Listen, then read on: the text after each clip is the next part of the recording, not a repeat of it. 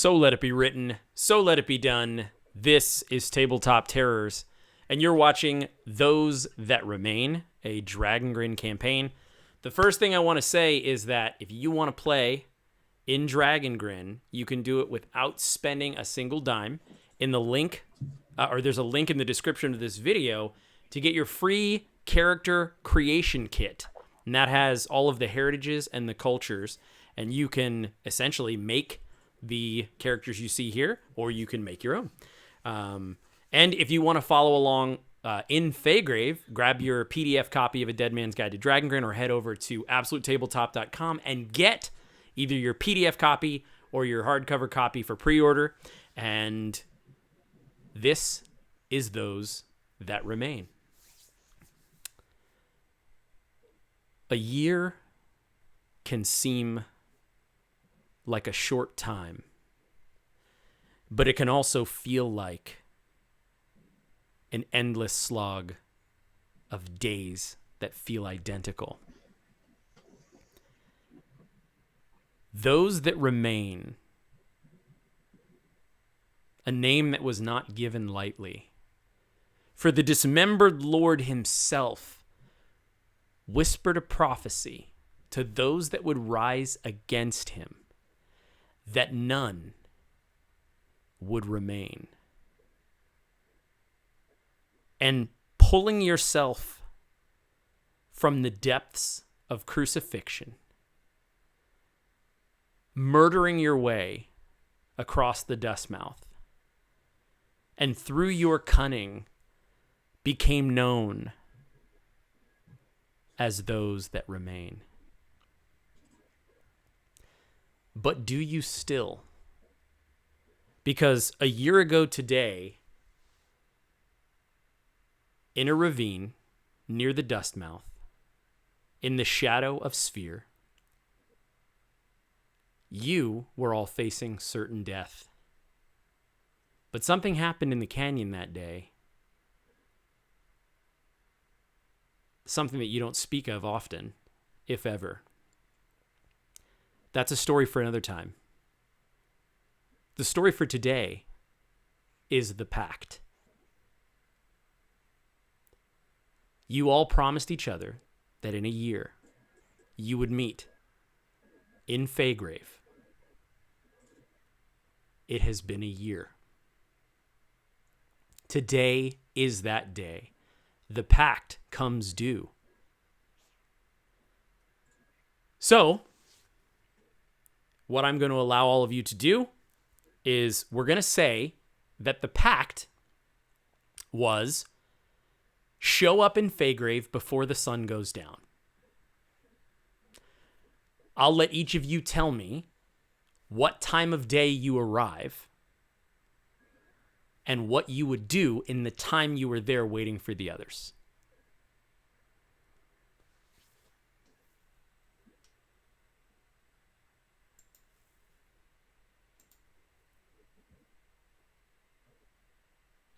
Everything is codes and keys for Jeremiah Diggs. Every action he's taken over the last year and even before that has been calculated. His life has become a lie, and it's been a lie for many years. He arrives first in Feygrave. His duty as the gravedigger has been altered over the last year. Once he was the protector of the undying light, the protector of the free citizens of Dragongrin, who prayed that someday this legendary, mythical copper sun would arrive and take them all away to freedom. Now he's not even sure if such a thing exists. He's been cursed, but he keeps that to himself. His new charge is not just to dig graves, but specifically to dig those graves of the dismembered Legion soldiers that he has for his entire life been pitted against. you hear the sound of this massive shovel, a shovel that's so large and of cast iron that you think with that tool combined with the sheer size of Jeremiah Diggs, you feel like he could make a nearly shallow grave in 8 to 10 strokes. He's piling the dirt back on the grave of this Marrow legionary killed in a bleak storm. No family. One friend. A legionary, drunk, now passed out on the bench near the grave. He looks to the drunken Marrow, looks back down at the grave, sticks the shovel in the dirt, lets out the usual prayer in Crucian, and then spits, grabs his shovel, and walks away.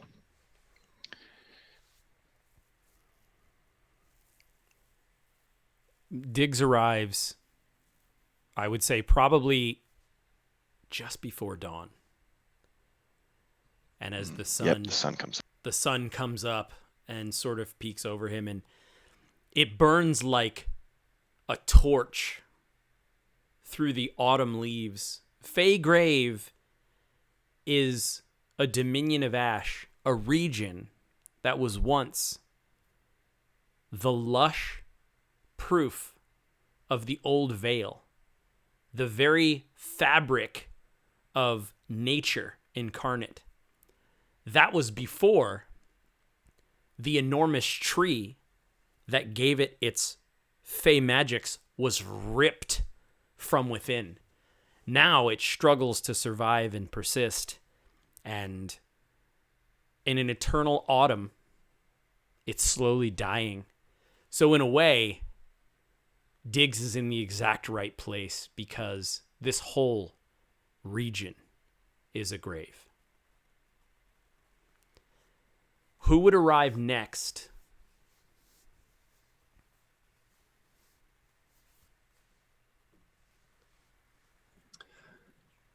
Garik sits at an inn. He has been to Feygrave a couple times in the last year. He's been working hard. He's strong as ever, healthy, maybe a little leaner than normal, but healthy, laboring, mostly taking farm jobs, and jobs that he can easily walk away from to occasionally run errands for his patron. And now he sits at an inn with a small cup of ale. He's been avoiding spending money, trying to save as much as possible because things are uncertain. But needs a little something to take the edge off, and shaking a little bit, not sure who will show,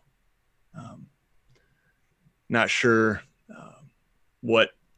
how everyone will react to one another. He takes another swig, puts his dirty head in his dirty hands, slicks back his hair, and is eager to reunite. And the place that you've all decided to meet is a fairly famous one. It's near the borders of Feygrave. It's just before you get to Outpost Ravenrock. And it is a series of lanterns that have been put there. And the truth is, there are a lot of different stories as to who put them there and why, and who lights them and who doesn't. But they tend to glow eerily at dusk and dawn. And it's an easy spot to find. It's just out of the way enough. And most folks find it superstitious enough that they probably wouldn't get too close, and you'd probably have your privacy. So Garik, you'd probably make your way from, from that tavern, which I imagine is probably, in a location called Ashford. And Ashford is where the Ardor, there's actually a group of Ardor that are there. And I would imagine you've grown fairly close to them over the time here as you've worked, because they're a people of labor. They're a people who have found this new life here in Feygrave and survived. And so, Garik, as you approach, you'd probably see Diggs off in the distance.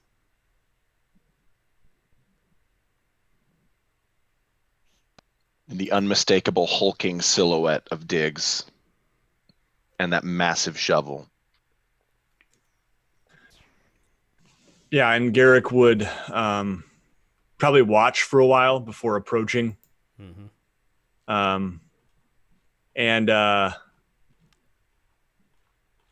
Probably maybe try to catch his attention a little bit, and probably not succeed. Wanting to be noticed to avoid that awkward, like, I have to notice you. I'd rather someone say hi to me, so I don't have to be the one to break the ice, but it's not working. So eventually I just get close enough and Diggs. He sees you, and you see the brief, almost smile come across his bearded face. He wasn't sure anyone would show up. But as far as he knew, everyone was dead. Nobody, you never know in this world. He's still not sure if anyone else is going to show up. He walks over to you, Garik, and before you can say a word, he embraces you. And he's extra gentle, though, around his ribs, where you remember Moon, the werewolf, near eviscerated him. Back in, I think the name of the settlement was Glint. And how have you been, Garik? Very well. It's been traveling, but tired, to be honest. It's good to... No, you go. Keeping out of sight? He seems impatient, as if like it's really important that he's nervous about it. Yes, avoiding larger settlements for the most part. And you? On the contrary. He reaches into a pouch and he shows you it's like a coin with the symbol of the dismembered lord on it, and a legionary's helmet upon a sword.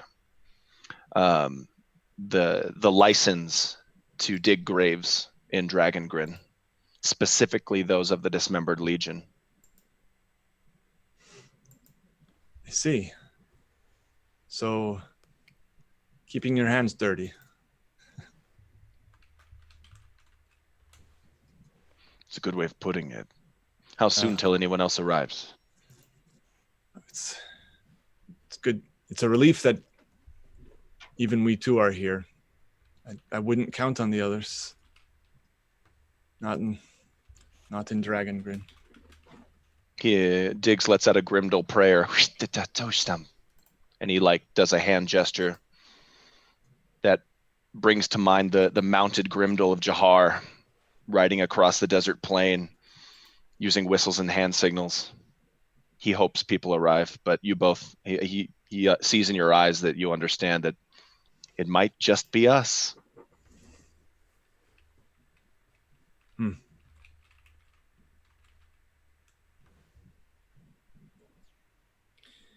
Efram arrives maybe an hour or two after dawn. It's been a year, which for most of his companions mean little, but for him, being 19 years old, a year is a lifetime.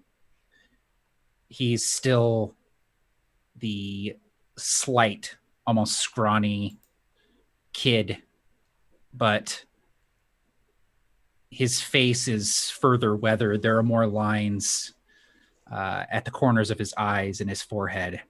There's a smattering of facial hair, this faint stubble that is beginning to come in. He still has the same strange, almost copper-hued eyes that almost gleam a metallic sort of glint in the right light. He's traveling down this road past the settlement of Ashford. He's wearing well-worn studded leather armor, a tattered half cloak that is barely more than a rag that he has thrown over one shoulder. He has a set of daggers across a bandolier in his chest and that same almost machete-style short sword at his belt, the blade that once belonged to his mother. The chest piece, the rook, is still around his neck, though he keeps it hidden underneath his armor. He comes down the road and sees the telltale pallid white of marrow bone plate. And even here near Ashford, where the Ardor are ruling, there are still marrow patrols. And so as he's coming up the road, he instinctively throws his hood over his head. The marrow, there's maybe 3 of them. They're kind of talking amongst themselves. They bump into him as they pass by, shouldering past him. And they say, "Watch it, runt." Efram nods, keeping his head bowed, and says, "My apologies." As he gets out of sight, he lifts up his cloak and reveals everything that he just stole from that marrow. Purse of coins and some food that the marrow had in their bag. I love that.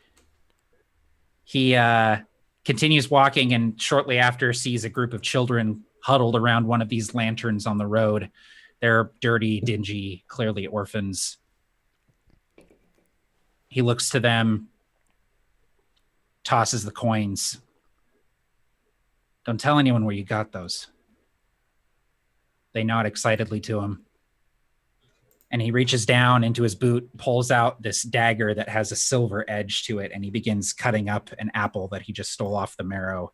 And so that is what Diggs and Garik see coming around the bend in the road, is a face familiar yet strange and alien. The left eye gone, covered by a patch now. The scar has healed, leaving a mangled half of his face where the werewolf struck him. He pops a bit of the apple in his mouth, and as he catches sight of Garik and Diggs, he stops for a second.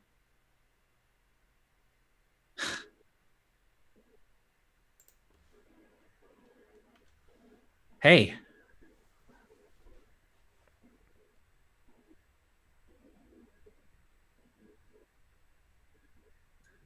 Hey yourself. How is it that you can age 10 years in just one? I spent some time in Sphere. You know how it is.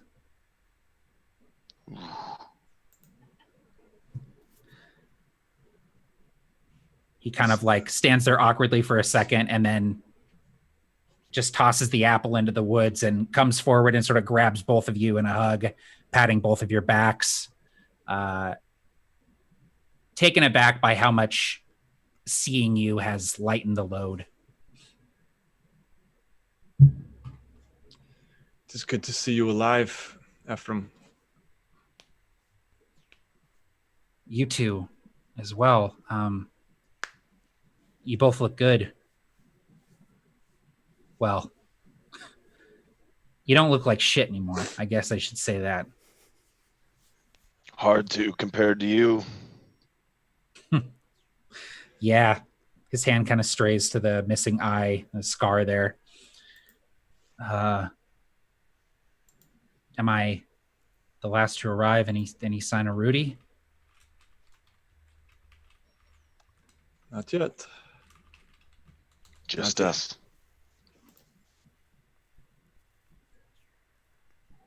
How long should we wait for him?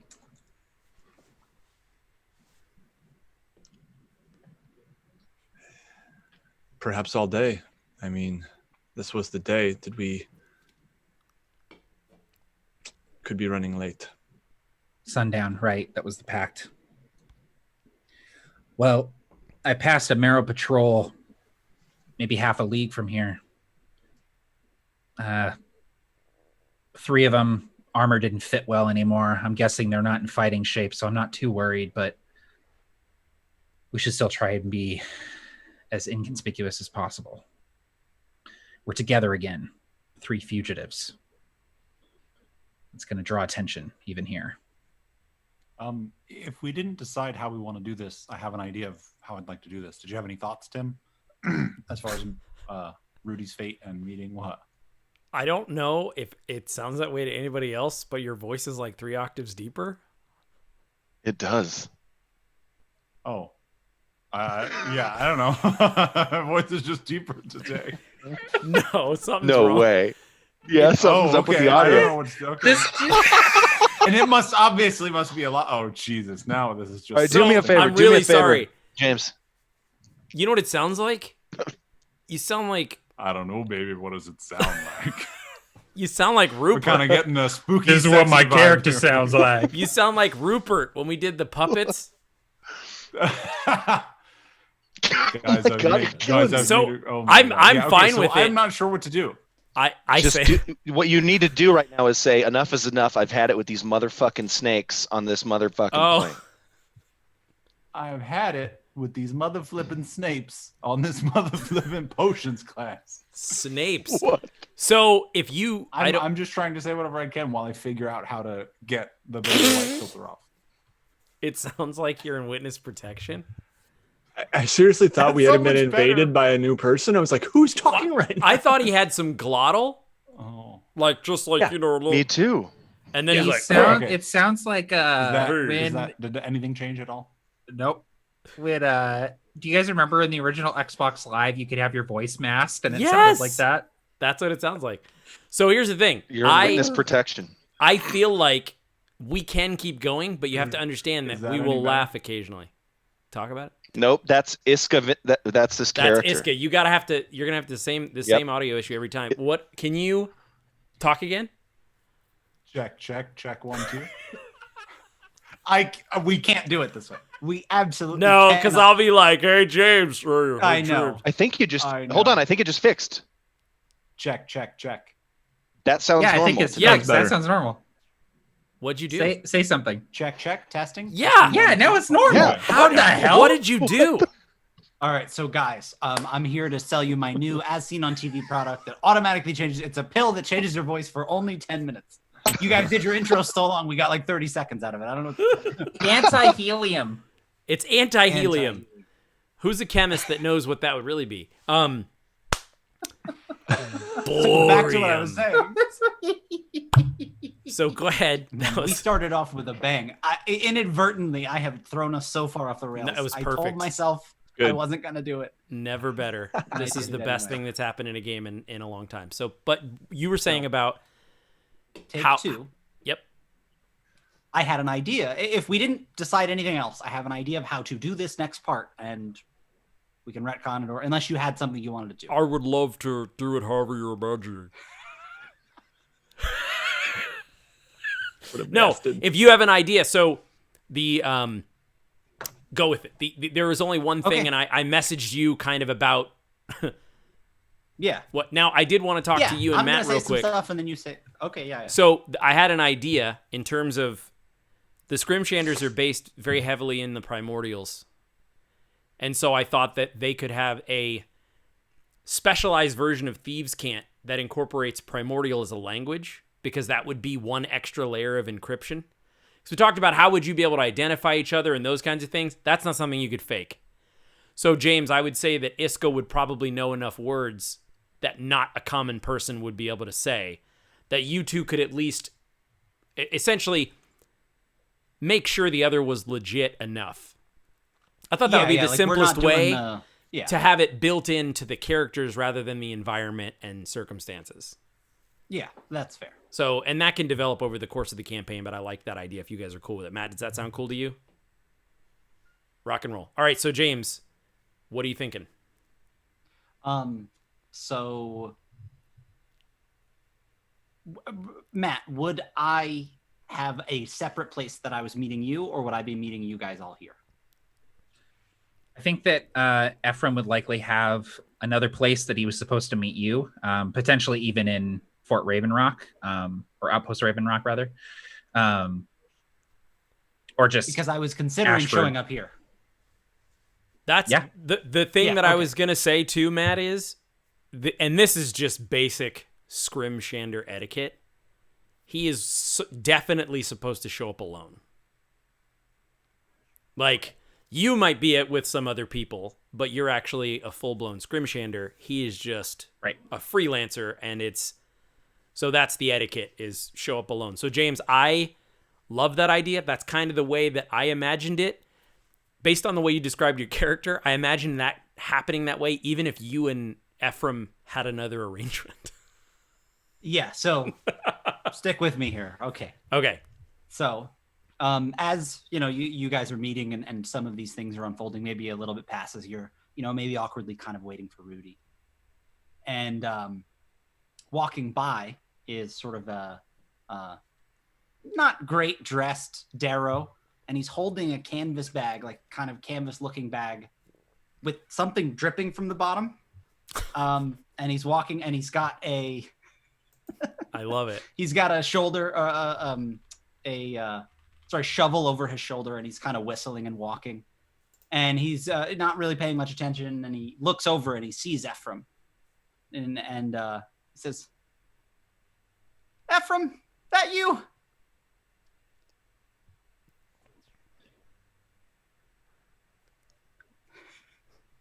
Don't know anyone by that name, friend. He says, "All right, listen. Here's the skinny. Mama always told me, you walk around with a bag that looks like this and a shovel, nobody really looks at you, so you don't have anything to worry about. Here's what we're going to do." And he just starts going off. And as this happens, you realize that somebody is with him. He's kind of fast talking, and somebody's like a little bit behind that, you kind of notice maybe that guy's a little closer. He might be coming closer to you, And finally he goes, "All right, come on." And he waves this guy up and says, "Listen, this guy's got a whole story. I don't want you to worry about it. We're cool. He's cool." And, he would, Iska would kind of do a little bit of something that was Scrimshandery, if that makes sense. Almost like he started like in Evil Dead when he doesn't know all the words. Yeah. But he's like going to start like, okay, and he's like, he kind of knows it, or maybe it's an older one. But he's a little bit fumbling his way through this. Efram listens to this spiel, and at some point you realize that he has like a knife out, and is like his other hand is like on a sword, like he's getting more and more uneasy as the conversation is going on. And then when he notices the other person, he'll maybe even like start to slide the sword out. And then you start doing the scrim, and he eases a little bit. He'll kind of exchange glances with Diggs and with Garik and say, "Sorry, I'm on a job, and I guess this is the guy I was supposed to meet. But this ain't the way it usually goes down."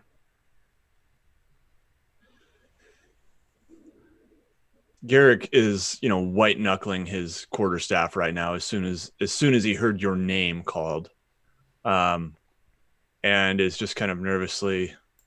So what are we going to do about him? And if Efram eased even a little bit as he was doing the scrim, I would say 6 feet away from you. I'd start sort of walking a little closer. Not really, just sort of unassuming, looking around. I'd get a little closer, and I'd say, listen, we're compromised. We can't meet. I forgot the symbols. This guy, he's going to help us. I have somewhere we can go. And, he's kind of like trying to whisper, but a little bit like, and looking at you guys, kind of trying to include Jeremiah and Garik. Very much like, hey, it's time to get out of here. We're not leaving until sundown. We're waiting for one more. I'm telling you, your friend's not coming. They said what that meant. When you say that, I actually grab your collar and maybe like shove you up against a tree, and a dagger comes out, and I say, "What do you mean he's not coming?" And even more Dig starts digging a hole in the ground. Yeah. Straight up. And even more than before. So I should have maybe led with this more, but I was excited to get to the character. But I'm a Darrow, so so small Darrow. So you like picked me up. Probably. Yeah, hoist you up. Yeah, just like right. And I put my hands up, and even I drop my shovel in my little bag, and even more than before, I say, "Listen, they told me you would know what that meant. We just need to leave here in a minute. We don't have to leave the town. We." Just need to go to a secondary location. Just trust me on this.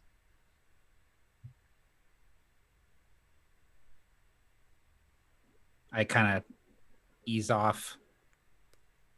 I look at the other guy. What's his deal? And I would look at Tim for more details on this guy's deal. So specifically, Iska would not know much. But the first thing that you would notice is that they're tall. Not Diggs tall, but almost. And draped under a very filthy, tattered cloak that is also covered in some of the autumnal branches and things, a bit of a camouflage situation. This person is looking to stay hidden, stay secret. Their cloak is pulled far over their face. And as this altercation sort of took place, they made no sudden moves. They didn't really back to the tree line. They didn't reach for a weapon. They just stood silent and still and kept their face hidden.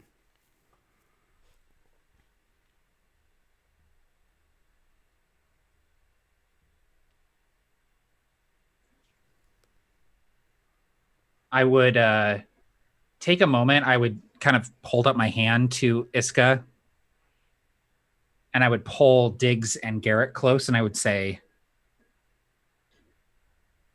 I'm on a job here, and this isn't how it was supposed to go. But I need to deal with this. If what this guy says is true, Rudy's not showing up. Do you trust him? No. But I didn't trust you two either. Dig shrugs and says, jobs not going the way they ought to go is sort of our MO. Yeah. Listen, you two should come along. There's pay. And we'll be able to come up with a new plan. Diggs is going to, he nods, and he's going to finish the grave. He's going to pile the dirt back into this grave that he had started digging. And he kind of mutters under his breath, not before we leave a message for Rudy, just in case. And he's going to create a fake grave with the like a headstone, like a marker on it, that has Rudy's name, and then I would put Rudy, and then the surname would probably be the location where we're going or something. Cool. Something that would allude to that place. Love it.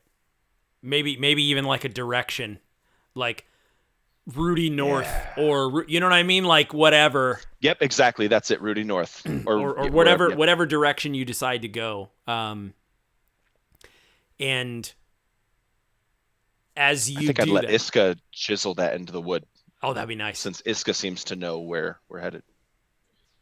And after you do that, Diggs, I would look to Iska and the other person and say, all right, lead the way.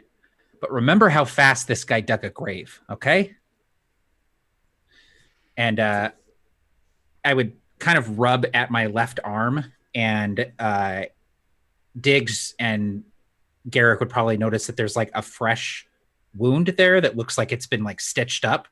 And I would kind of rub at it and then redo the gauntlet and say, all right, come on, let's go. And Iska would sort of look to all of you quickly, you know, with this other guy maybe a little further back, and he's saying, "It's say, listen, I'm sorry for the act. You know, it's the there's something wrong with the Scrimshanders," and he would perfectly do the camp thing to kind of prove to you, like, listen, I know you guys don't trust me, but you know, we got to finish this job. Yeah. And Tim, I was hoping there was somewhere, not like a secret hide base, but like a barn I knew of there where the people weren't there, you know, to have not directly lied to them and to have like a secondary location that, you know, to gain that little bit of trust, because I don't know where we're going, you know. Or what Yeah, no, absolutely. So you,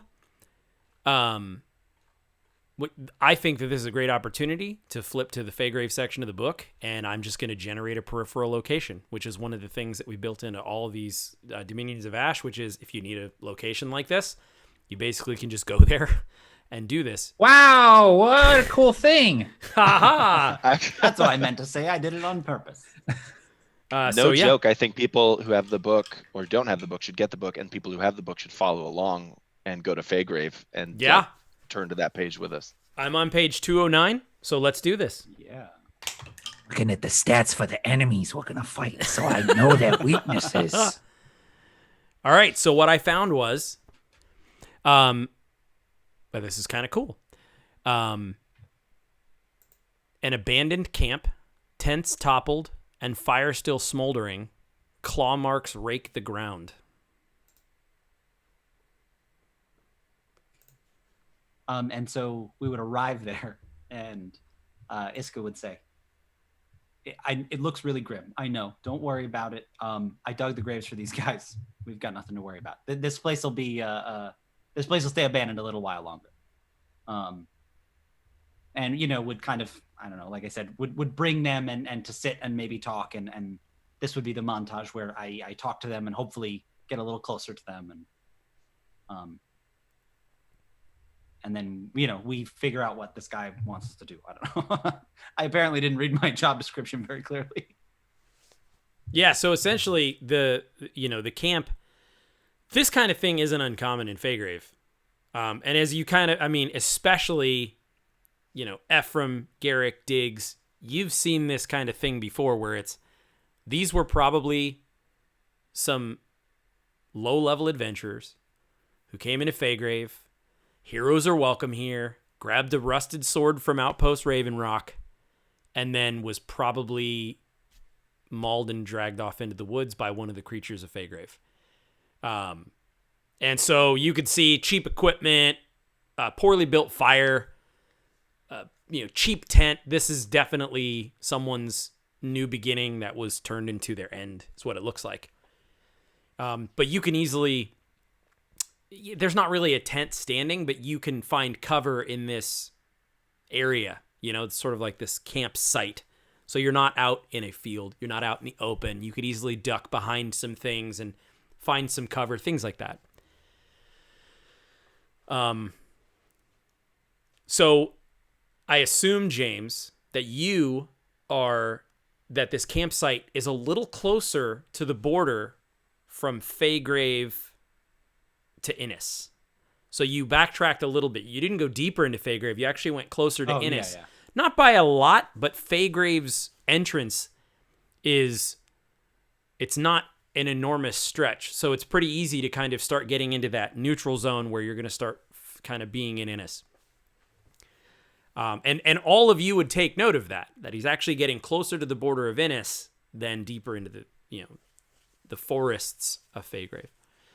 And the figure says nothing and does their best to not be seen, not just head down, says nothing. Efram, you would notice. Actually, Efram would probably notice. Diggs, you would smell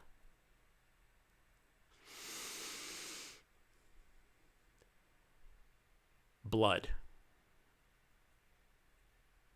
And so the lycanthropy within you is, even if it's dormant, is still always present. And you smell this blood. And you might even hear it. That kind of drop. And you see a drop fall from under the cloak of the figure and hit the dry earth of Feygrave. And they wince just a bit, but they don't say a word.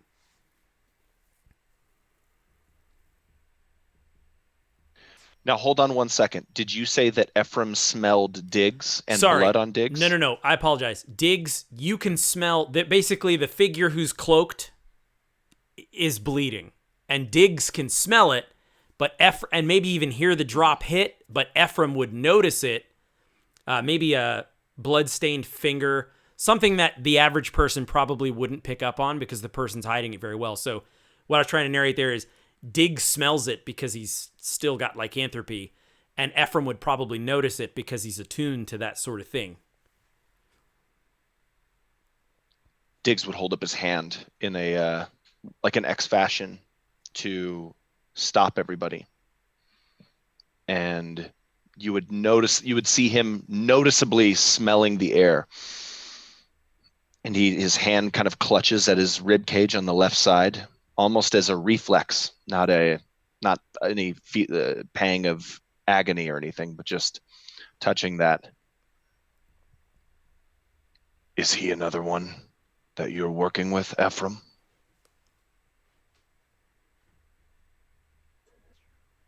I don't know who this is. Who goes there?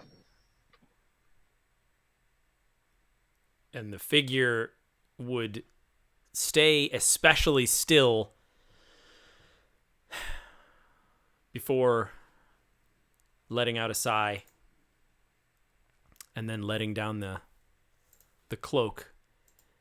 And what you would actually see is, and I don't know if any of you have ever seen an elf before in the living flesh. It's not, so it's up to you. They're not super common, especially on the side of Dragongrin that you were all on. And it's actually a woman. It's an elven woman. And she says, "My name is Carlin.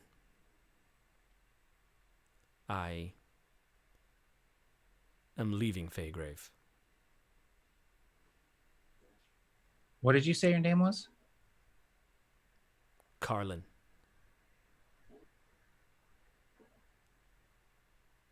Carlin Errant. I mean you no harm.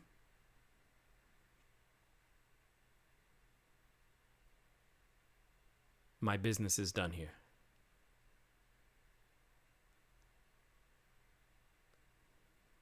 But don't we need the explanation of what's going on first? Iska would also look at her like,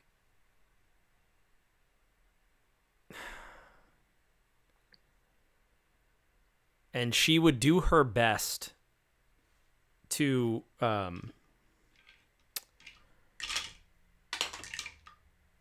okay. So would any of you be hiding any sort of motives? Basically, I'm just going to do a check to see if, at least in her opinion, she can trust you. So if you are trying to hide your, like what you're doing, I would need a roll in return and just let me know what you get. But if you're just being open with her, then what she rolled will basically inform what she does to you. Efram would be visibly shocked when she says her name, but then he would kind of like stow it away. When she moves into the light, I don't think Diggs has ever seen an elf, and I don't think he's hiding any motives. But Tim, with the prophetic awareness that Diggs gets as a Grimdal, I think that in a very recent vision, he has seen an elf for the first time. Yep. It might not be this elf, but he has seen an elf, and so that's kind of that's what he's thinking about right now. Absolutely.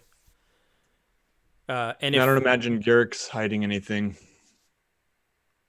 Go ahead, Tim. No, I was just, no, that's perfect. And I was just gonna say, if none of you are hiding anything, I think she might gravitate toward you, Garik. Just because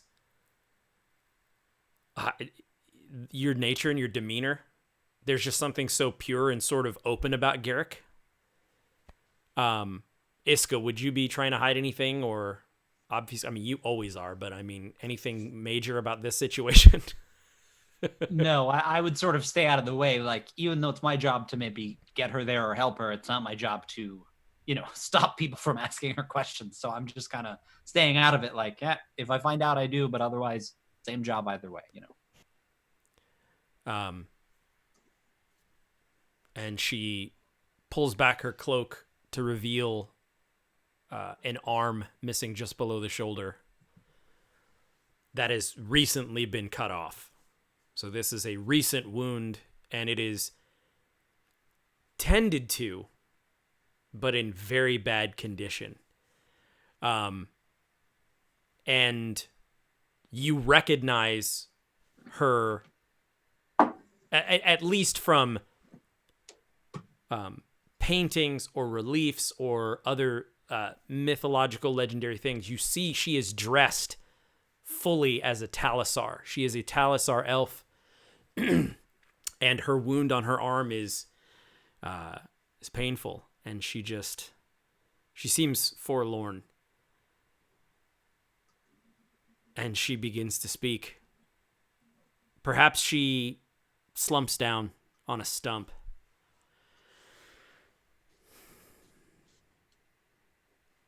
Dragongrin is going to change forever.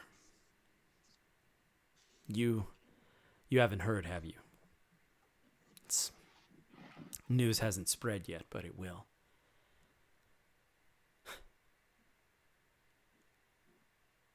The war for Talis is over.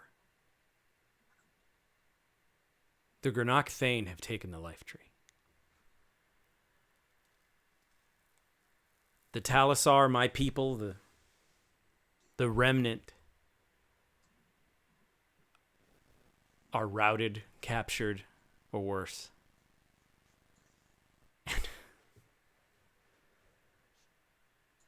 It's all because of the Hawk. Hawk. Calidus, the Hawk. A marrow commander like none other. It's like nothing I've ever seen. It was like he knew what we were going to do before we did it, before we thought it. His legion are the best trained fighters. They stood toe-to-toe handily with the Talisar. Like no marrow I've ever seen. And with the Granach Thane also in his command, he took Talis for Aldous Bex. And that spells the end for Dragongrin. And so I was close to Retina, the leader of the forces that were defending Talis, and she's dead. And I must at the phrasing of Retina, I think Diggs he would know enough to recognize names, being as close to the Undying Light as he used to be. Sure. And he he sits down, actually, because it's almost like the weight of Retina being dead is far heavier than this massive cast iron shovel. Yeah, it's a big one. Retina is a famous whispered name among the rebels, among the Undying Light. She is definitely, that's a big one. It's like if you were fighting in the Revolutionary War and you heard that George Washington died, it would just be kind of like, what? Like an untouchable, long-lasting figure in the rebellion, in everything that was opposite the Dismembered Lord. And she was killed. And Carlin continues and says, the Hawk killed her himself with his own hand. He did it slowly.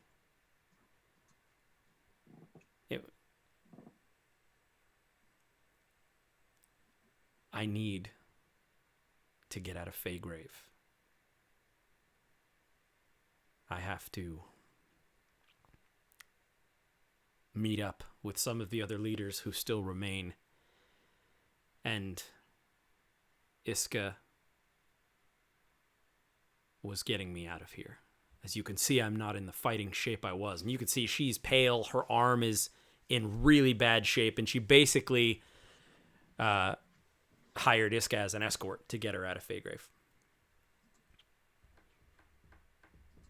What do the scrims have to do with this?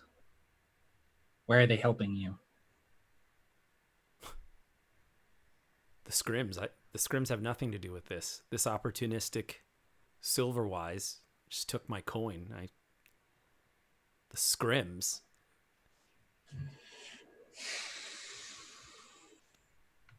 If you look at Iska, he does the hardest of hardcore's Han Solo shrug. Diggs mutters a silver cant insult under his breath. Something about turning tiny jobs for coin and betraying the honor of your ancestors. And Iska would shoot back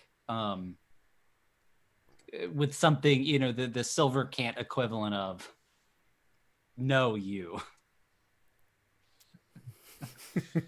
Yep, and all of a sudden the coin that grants Diggs the ability to bury marrow feels a little heavier in his pocket. Yeah, the exact translation is something like, all the things you put on me, you put onto yourself. Something like this really long, ridiculous way to just, yeah. The scales balance every time, or the scales balance either way, something like that. That's beautiful. And Efram, it's pretty clear to you that essentially Iska's doing a side job. In the middle of having to meet you, he took another gig unknowingly from a high value rebel leader target. Like a stupid, dangerous job. So that's kind of what is being illuminated to you when Carlin has no idea what the script, like, what are you talking about? I hired this guy to get me across Feygrave because I've been badly wounded. And Iska would say, something along the lines of like, listen, high-paying escort job. Everybody, we always take these. I figured I'd meet up with you, we'd get her over the border, and then that would be that, I did consider maybe that it was a little more complex than that, seeing those pointy ears of hers. But you know what? Sometimes maybe I look the other way a little too much. This isn't how things are done. And I would look to Carlin, but also Diggs and Garik. The Scrimshanders are a guild. I joined them recently.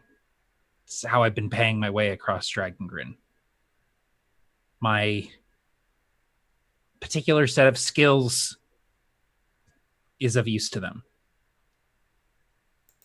They knew I was heading to Feygrave. They asked me to meet Iska. Iska's double dipping. Carlin. It's an interesting name. My mother spoke highly of a Carlin, someone who died during the war.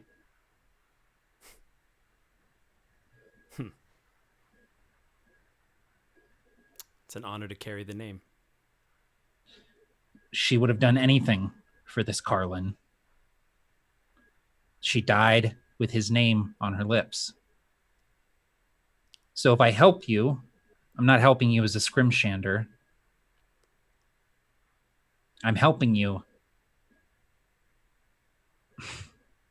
because your name is Carlin. Is that stupid?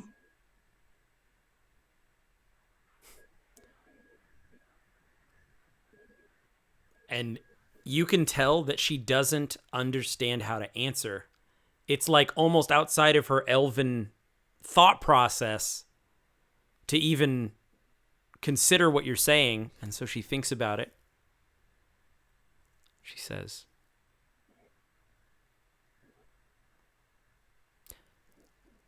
the Talisar believe there's much power in a name.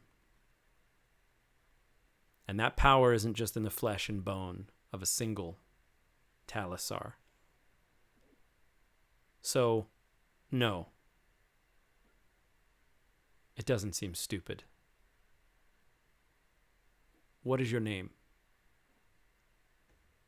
Efram. Seidler. Very well, Efram. I will remember your name the same way that you remember Carlin's. I look to Diggs and Garik specifically. I'm not going to ask you guys to come with. What do you make of this? Diggs looks to Garik. This is a mess, is what I make of it.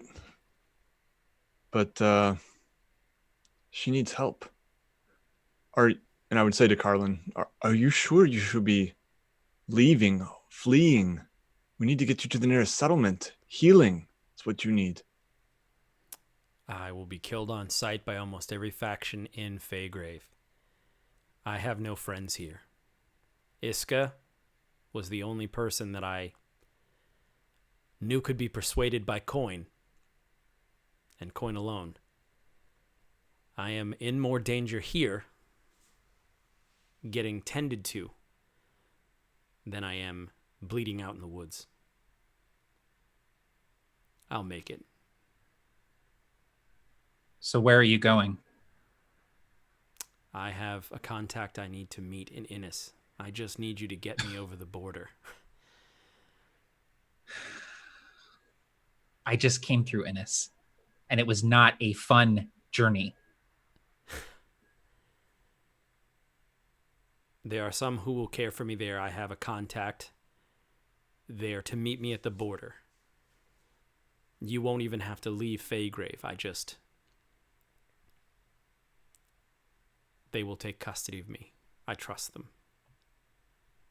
I mean, Iska would speak up and say, listen, Efram, I told you, there's something going on with the Scrimshanders. I needed to put the word out for any other Scrims that were out there, all right? So I'm sorry for the fake out. This is something a little bit on the side, but when I asked her to go through the Scrim, she said no, okay? And the You're money not a just kept getting scrim, more. Iska. You're a freelancer, a contractor. So when you say I put the call out for any other scrims, what you're saying is I need Daddy to come take care of the problem I created. Does the coin spend the same or not? Come on, it's an escort job. And he would very much sort of deflect and try to laugh off, loyalty to a guild and anything else that may mean. You're real lucky her name is Carlin, Iska.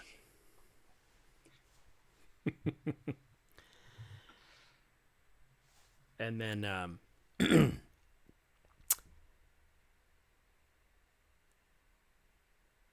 you hear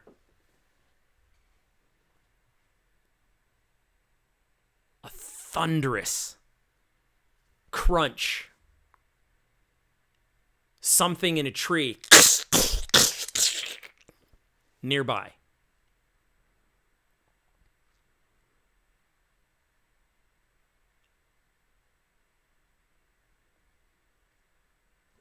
Sounds Efram like would... Go ahead. sounds like whatever made this mess might be coming back. And Garik is shaking, kind of looking at his companions. Efram would stand and draw out his sword and move to the center of the camp, sort of looking around with his one good eye. Dig stands quickly, grabs the shovel out of the dirt, and wields it. You can see the glistening edges of the shovel indicate it's sharpened. Iska would sort of get a handle on Carlin. I'm sorry, I can't even believe I forgot her name after all that, and I blanked so hard on it. But Carlin, and says, "Listen, you're usually the kind of person that bails me out of situations like this. So just know that if you have some special magical power or something that you do great, please do it earlier rather than later." And he would kind of say, I'll split up and we'll meet up afterward, and kind of run off maybe, in another, kind of maybe get a flank, whatever, spreading out basically. So if it's a bear, not everybody gets eaten. And then another, this time across. So on the opposite side of where you heard the first sound, you hear, and this one sounds a little more organic, a little more like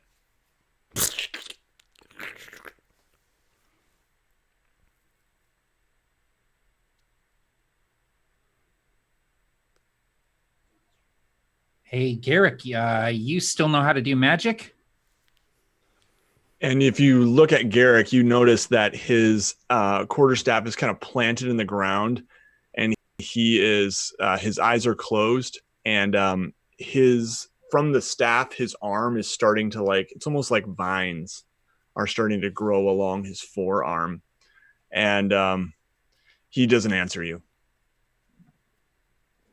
I take that as a yes.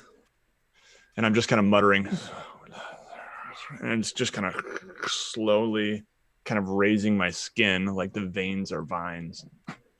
I look to Carlin and say, stand behind Diggs.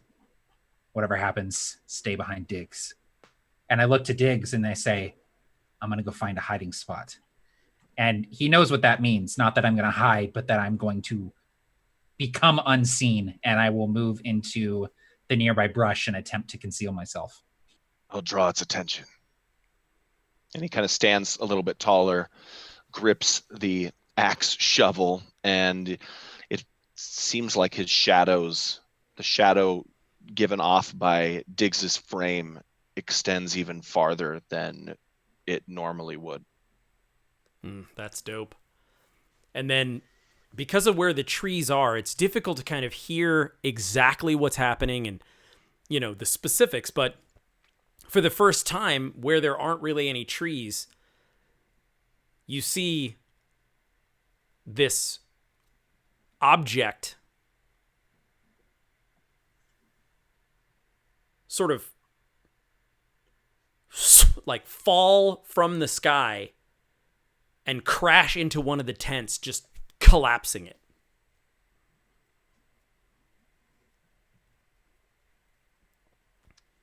I think Diggs immediately turns toward that and brings his shovel up in an arc to bring it down upon whatever just crashed into the tent.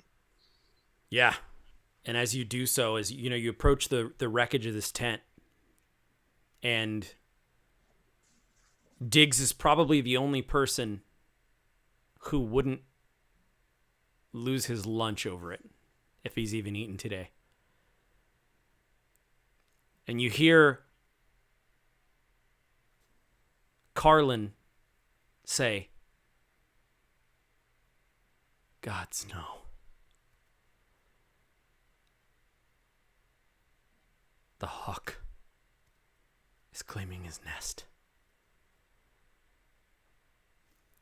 And you see that this is actually the remains of a Talisar who's been thrown from Talus. And then you see and hear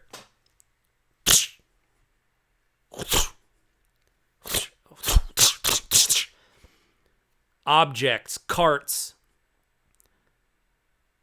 The losers, these rebels of this war, are being cast from Talus. We are now going to enter initiative order, and this is a modified skill challenge. You can roll whatever skill you think makes sense, but you need to make a certain amount of successes before you make a certain amount of failures, because these people and objects are being cast from Talus and they're raining down from you. The DC is a 14, so you can choose any skill you want to evade that on your turn. If you miss it, you will take damage. If you succeed, you will not. After a certain number of successes, the encounter will be over. After a certain amount of failures, the DC will begin to increase until it's impossible, and you'll probably be killed by falling debris. Initiative first, though, Tim? Yeah, let's go ahead and do initiative first. Great. I get advantage on initiative now. Thanks, A Dead Man's Guide to Dragongrin. I get to add my proficiency bonus to my initiative now. Thanks, A Dead Man's Guide to Dragongrin. I just learned what initiative was. Thanks, A Dead Man's Guide to Dragongrin. I don't want to open the Zoom chat and explode the overlay. So what I'll do is I'll actually... It actually shouldn't, if you do it, it shouldn't explode the overlay. Yeah, Matt, because it's a you separate, know me. technically a separate window. You'll find a way. You'll find a way. Voice back on, then does I did it! Yay! Hey, I'm Iska. I'm still not over that. I'm going to be thinking about I that. know. for a I long was can't wait to prepping. hear What's it. going on, everybody? New voice goofing. Deep voice goofing. I thought, wow, voice James goofing. busted out like a voice modulator for this character. too. He's going I all did- in. you know what it I was? seriously It thought was- he did too. It was a voice modulator that I tried to wear like George Michael wears the muscle suit around maybe in Arrested Development. You guys saw right through it. But I was like, what? My voice is just so deep now. And you're like, no, you don't understand. That's Oh amazing. my god. So I want to mention this as well. This is the reason why this is sort of a modified homebrew, and shout out to Jeff Doty who helped me kind of mechanicalize the disgusting idea I had, was if you do choose, you can also choose to attack, quote unquote, whatever's falling at the same AC, so 14. So if you want to, like Diggs as an example, if you don't want to use a skill and you want to stand there and slice the thing in half with your shovel before it hits you, you can choose to do that. The thing is, if you miss, you still take damage. So like if you don't actually hit the thing, so you can choose to take an attack action, you can move like normal, and then you can do a skill. So you can choose either way, however you want to handle it. All right, so first in the initiative order, and it's cool because there's no monsters in the initiative, so it's just the boys here. Diggs. The first thing Diggs is going to do is turn on a light.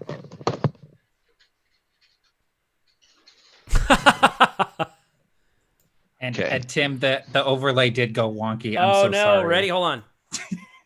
Ta-da! It's okay. Oh, there's a way to pop it out, isn't there? Not on Zoom, maybe. Yes, the chat. Yeah, Yeah, That's yeah. why I told you, because my chat pops out automatically, and I'm a dummy. So here, I'm gonna break it again for a second, and then I'm gonna take it off here if I can. Yeah. Pop out. There you go. Did it fix it? Well, I'm 15 seconds behind, so. Yeah, we'll wait. Oh, there it is. It looks fixed. Yay! Yep, it's fixed. All right, cool. Yay! Sweet.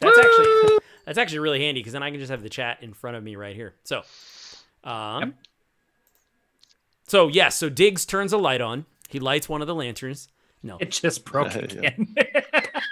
So Whatever you're doing, stop. no. Oh, now it's fixed. No, yeah, Whatever yeah. you're doing. I had to break it to open the chat to pop it up. Oh, I'm a Oh, but ding we were so far behind. We're Yeah, so yeah, far I behind. thought I was like, yeah. that delay was way longer. Okay, Tim, please continue. I'm done interrupting you. I'm No, so sorry. thank you. So Diggs turned on a light. And then what else? It's been a long time since Diggs had a connection with his Grimdal people. He was raised in Jahar among a clan of rhino riders. And he hears the sound of these falling objects as if they are spears flying at him during a training session when he was a little boy. Yeah. And he closes his eyes, whispers something in this the native tongue, the dual, and then he leaps out of the way using just a feat of athletics as this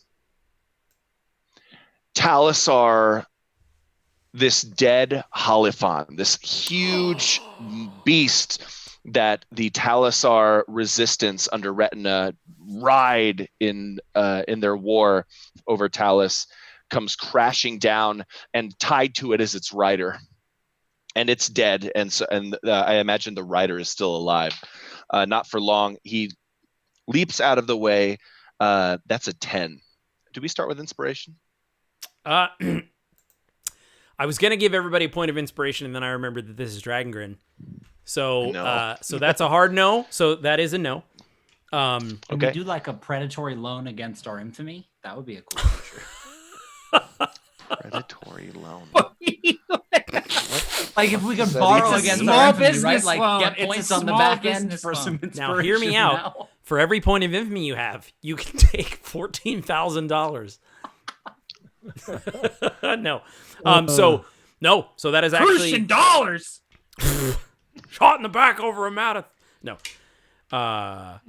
So these are actually pretty hefty. Because of the fall and everything like that. So if it's more fun for you, I can roll the damage. You can roll the damage. Oh, so I failed. Okay. Oh yeah, sorry. The DC is 14. Either if you hit it or if you do a skill. It is absolutely more fun for me if you roll the damage. Perfect. Then let me kill you. And I leap out of the way, but barely. How much is it? 4. I mostly clear it, but the Holifon lands on my leg and just crushes it underneath this heavy rib cage, and the body of the rider is not dead yet. I actually broke the fall a little bit, so his broken body is twitching while tied to the Halifon. Yeah. Now you can have Sorry. inspiration. Happy Dragongrin. Okay. Nice. Excellent. Now, is there anything else you can do? Because technically, you could still move if you wanted to do that. It's very narrative, though, so it's up to you. I'm going to. I have my shovel near me, and I grab the shovel and I shove the Halifon off so I can break free of it and stand up, and I'll yell, "Run!" Perfect. And then Efram. So Efram has moved into the shrubs and the brush off to the side of this sort of clearing where the camp is, and he finds a good hiding spot, and he hunkers down a little bit, and he draws out this short sword, this sort of machete style blade. It's the single edge, and it has sort of serrations near the pommel that can be used in like survival situations and things like that. It's this very sturdy, versatile weapon, and he pulls it out. And as he's sitting there, he says, "Bleaking Carlin?" And he looks at the sword and he says, "Not sure what you're trying to tell me, Mom, but I don't quite get it." And as he's saying that, he hears crashing up above him, and he looks up, and the bodies have started falling. And one is kind of plummeting through the tree line, maybe slowed a little bit by the branches. And he's going to try and acrobatics away, do a little flippy-do situation. Love it, love it, love it. So 14 on the die plus 6. Dirty 20, baby. Love that. So I'll also let you narrate some sort of advantage if you would like to do that, because that dirty 20. Okay. So whatever that looks like, you can either use it, now.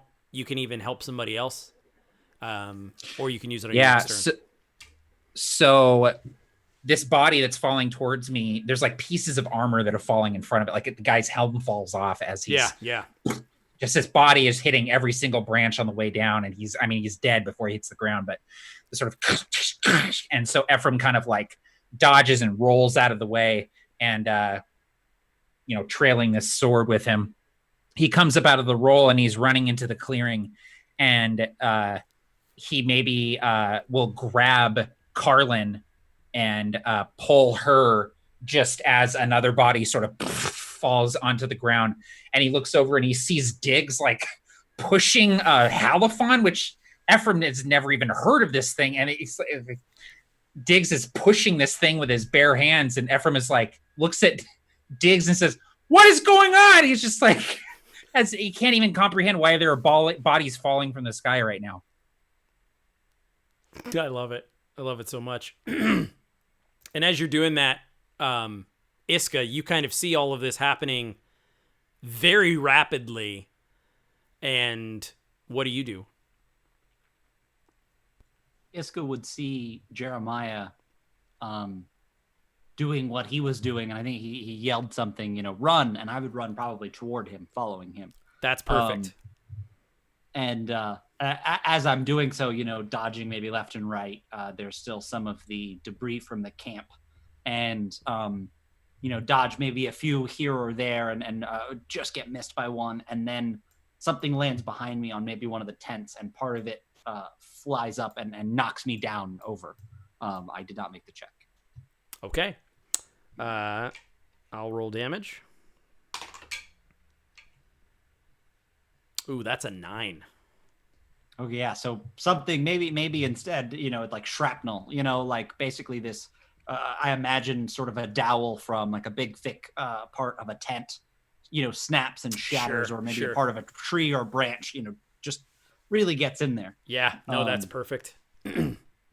And then he, gets knocked over with that, and he would step up and try to continue running toward Diggs. And as you do so, I think that thing gets lodged in even more and begins to splinter. And then, Matt, if you're cool with it, I was going to see if you would mind if you could jot down the successes and the failures.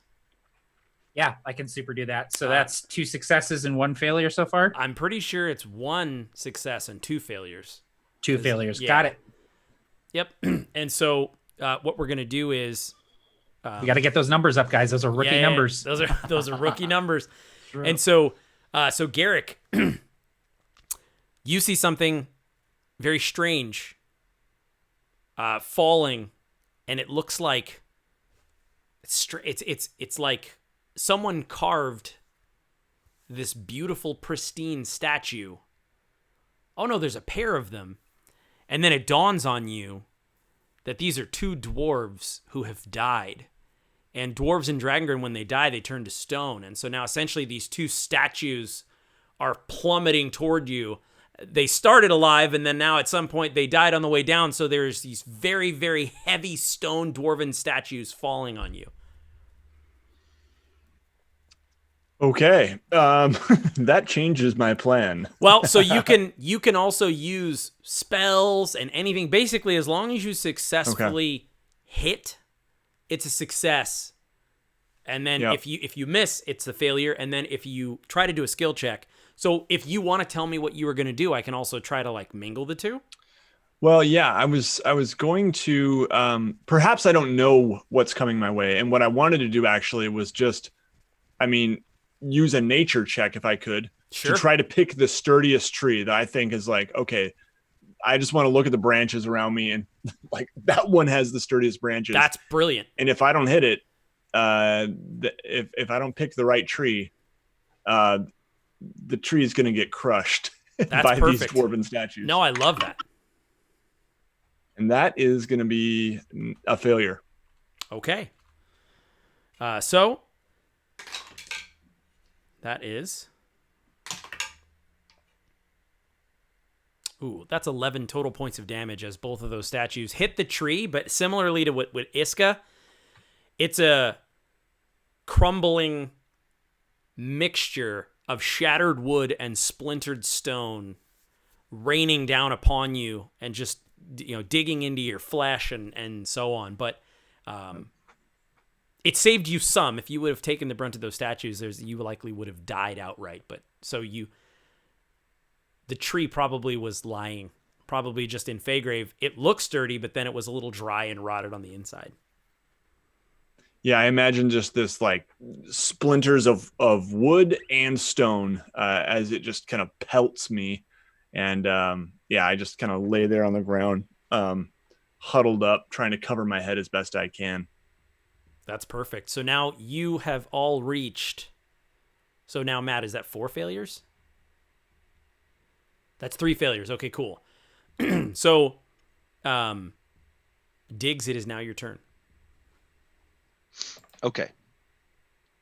Diggs begins looking around him in this forest of Feygrave. They're not too deep into Feygrave, which is problematic because whatever's falling from the sky from Talus, he looks up and he might even see the roots blocking the sun a little bit. So of Talus soaring above, and he'll look around, and I'm going to roll survival to find a specific tree, because Diggs has been places that's clearly built to be able to support a falling object, so he can maybe hide under it for a moment, Sure. or like crash into it, so that whatever thing is falling will get diverted off course, bounce outward, or stop in the canopy of the tree. Love it.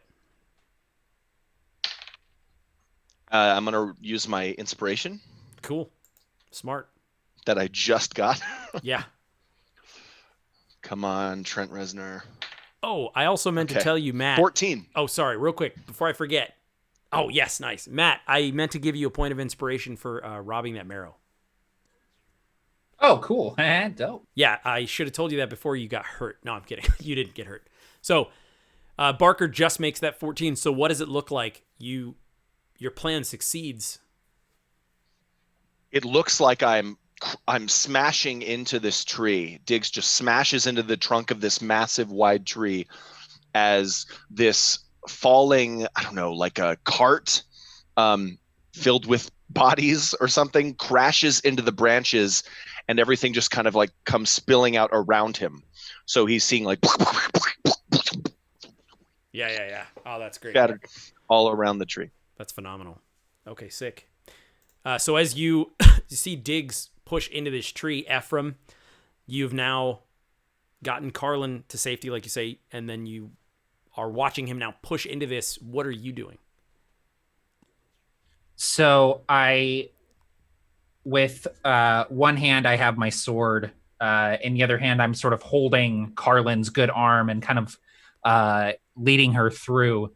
I imagine that seeing this is probably incredibly traumatizing for her. So she's probably just in shock seeing Absolutely. her, comrades falling from the heavens. And so we're kind of moving through, and I'm trying to see, like, trying to get out from under a rain cloud, essentially, which is impossible, but we're just moving in one direction to feel like we're getting somewhere. And I look up and I see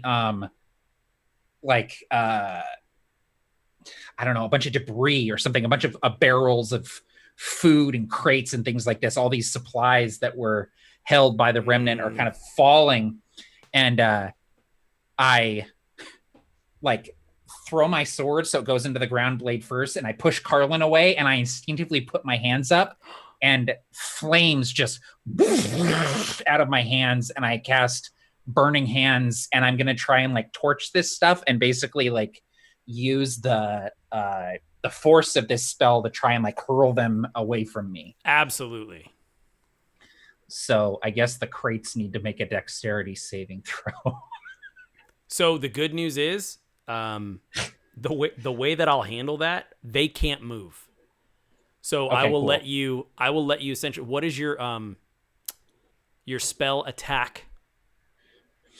Oh, cool. Yeah. So my spell attack is, hang on, this is new because I took monstrous magic. Charisma, which is +1, and my proficiency bonus is +2, so +3 basically. I get to roll. Okay, perfect. So yeah, I would say, why don't you go ahead and just roll a normal attack? Oh! What'd you get? 11 on the die plus Perfect. 3 is 14. That's exactly what you need. So what I was going to do is, you succeed, but now I get to say where the crate goes because you're not as proficient with this. This is reflexive. guys. You're just like, Yeah. And There's like burning napalm embers flying all over us now. Yeah, oh right. yeah. Now the Thanks, bodies Efram. are on fire. Yeah. Yeah, seriously. So you mentioned it being like supplies and things like that. I'm not going to make it like this was oil. It wasn't that. But I definitely think that in the supplies there were probably some Talisar like wines and different things like that. So it goes and there's sort of this burst of an explosion as shards of crate and different pieces of equipment that have been just immolated are raining down. And Is Efram gonna burn down another I was forest? just gonna say I think we'll have to see, because I'm thinking that if it exploded, there's not enough concentrated fire to really set the whole forest ablaze, but there are definitely areas that are on fire, but I don't know if it's going to go up in a brush. Because Feygrave is a very moist sort of, there's a lot of rivers, there are a lot of lakes and things like that. But there are Yeah, definitely it's not a lot of fires. dry brush to catch. Yeah. But So that 3 successes and 3 failures oh is the man. tally at the moment. Okay, perfect. Oh man, awesome. All right, so having said that, what are you doing, Iska, as you see this this explosion and these embers sort of fall? So Iska is, feeling the last little bit of this. He's got something stuck in his back. He's looking around. He's probably, it's happening so quickly, he's a little bit in shock. So he would continue running toward Diggs. Sure. We'll see if he, is able to not die. Oh, okay, there we go. So 18, and I have a +3, so 21 here. Nice. To hopefully maybe he finally gets his bearings and he looks up and he can kind of like see a little bit more of a path forward.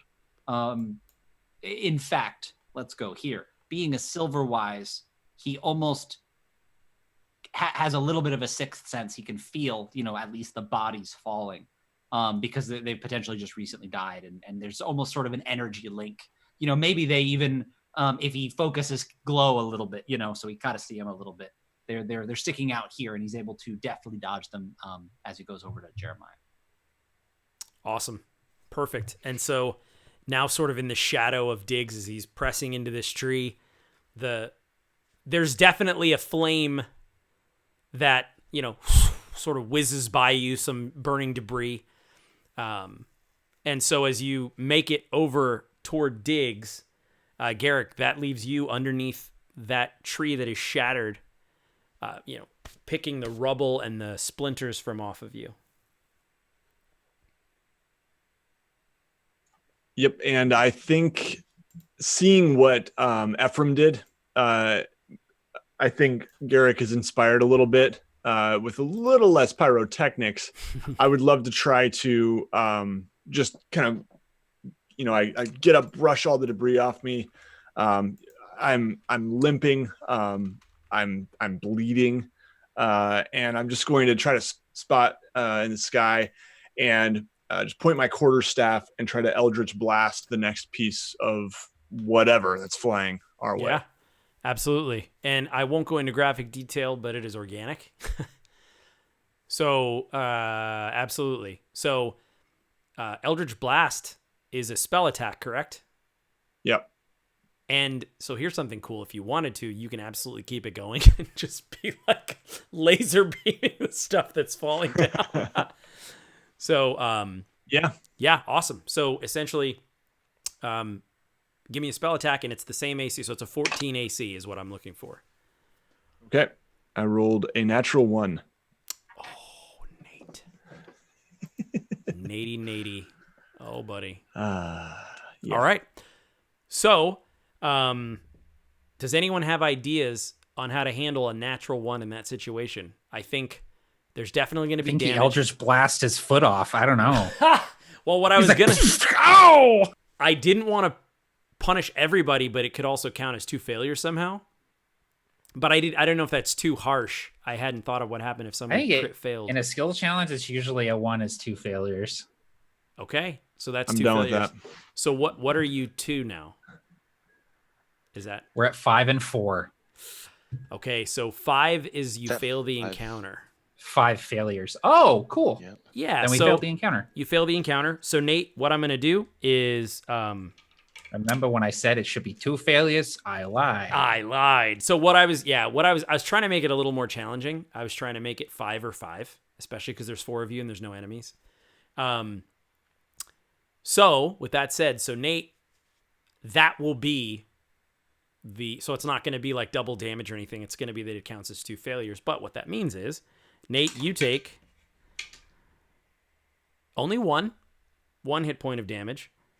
But then everyone else, essentially the way that I'm narratively playing it out is you're unable to find shelter in the time. These things continue to just fall to where it becomes between the equipment, the stone bodies, the other things that are falling. It's a barrage, and you just have to like pelt it out until it stops is the idea. And so I'm going to roll once, and this is how much damage you all take. It would be crazy to me if you did a TPK right now. Bring it. Everybody takes Do it. 11 points of damage. Chump change. Did anybody drop? Nope. Perfect. No, sir. So the barrage stops. It slows first.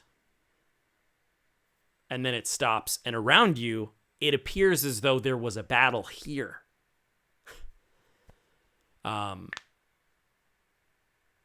But everyone seems to have made it. And the air is eerily quiet.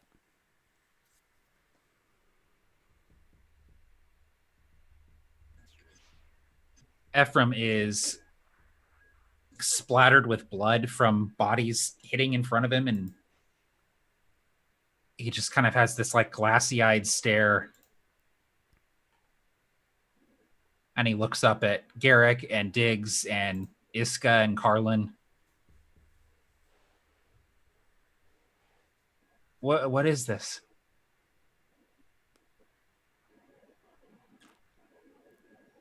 Diggs looks to Carlin and looks back to Efram and says, "She was telling the truth.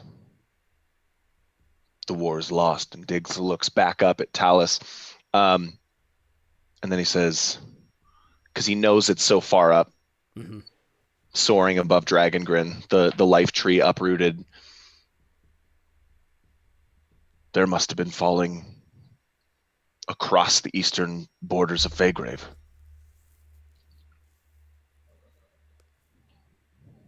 I can't imagine how many.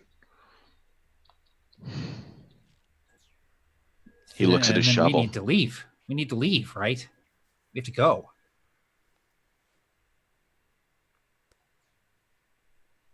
Yeah, I think it's time to go. You know, Iska would definitely agree with that. As he's maybe doing like cure wounds on his dying body. I think we should consider moving inland, farther into Feygrave instead of into Innis. It will be suspicious if after so much death, my legionary captain notices that his gravedigger, has disappeared.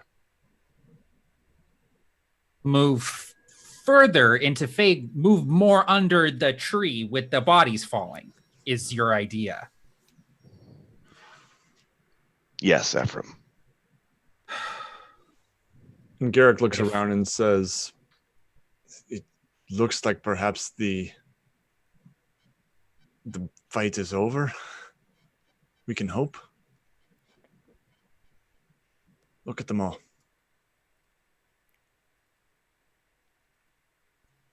And Iska would bring up that he's definitely going to Innis first, you know, him and Carlin, and would kind of look at Efram like, and you too, right? Like we just got to do that, and then we can go, and then, but kind of just keep him focused on that because he's there's a lot of money in it for him.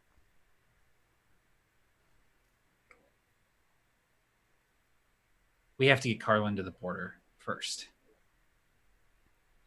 But Agreed. Diggs, you're right. You can't disappear now. It wouldn't be the first time, but I feel I'm so close.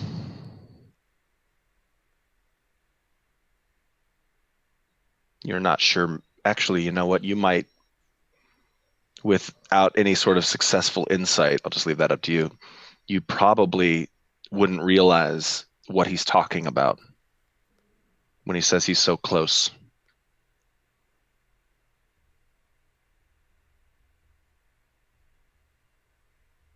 Let's move.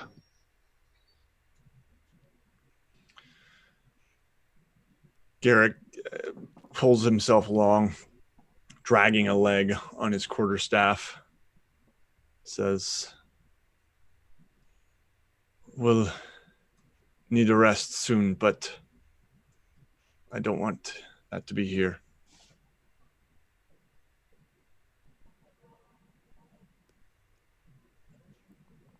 All right, yeah. Iska, I guess, lead the way. Do you know where we're going? And Iska would equally kind of be like, yeah, okay, and look to Carlin and say, it was kind of this way, right? You know. And Carlin would know the direction to head, and so you would be, going southeast toward the mouth of where Feygrave connects with the western portion of Innis. And so, yeah, and she would, there'd be, being a druidess guy, I think that you'd be able to find sort of winding routes that others wouldn't necessarily see, fallen logs that create paths that don't look like paths and things of that nature. And as you head towards Innis, I think that is a place where we'll take a quick break. Everyone can refill their drinks, maybe use the restroom. And we'll go from there. This is Those That Remain. This is a Dragongrin campaign. Stick with us. We'll be right back. Let's make it a quick 5-minute break. But please continue hanging out in the chat, and we'll be back in about 5 minutes.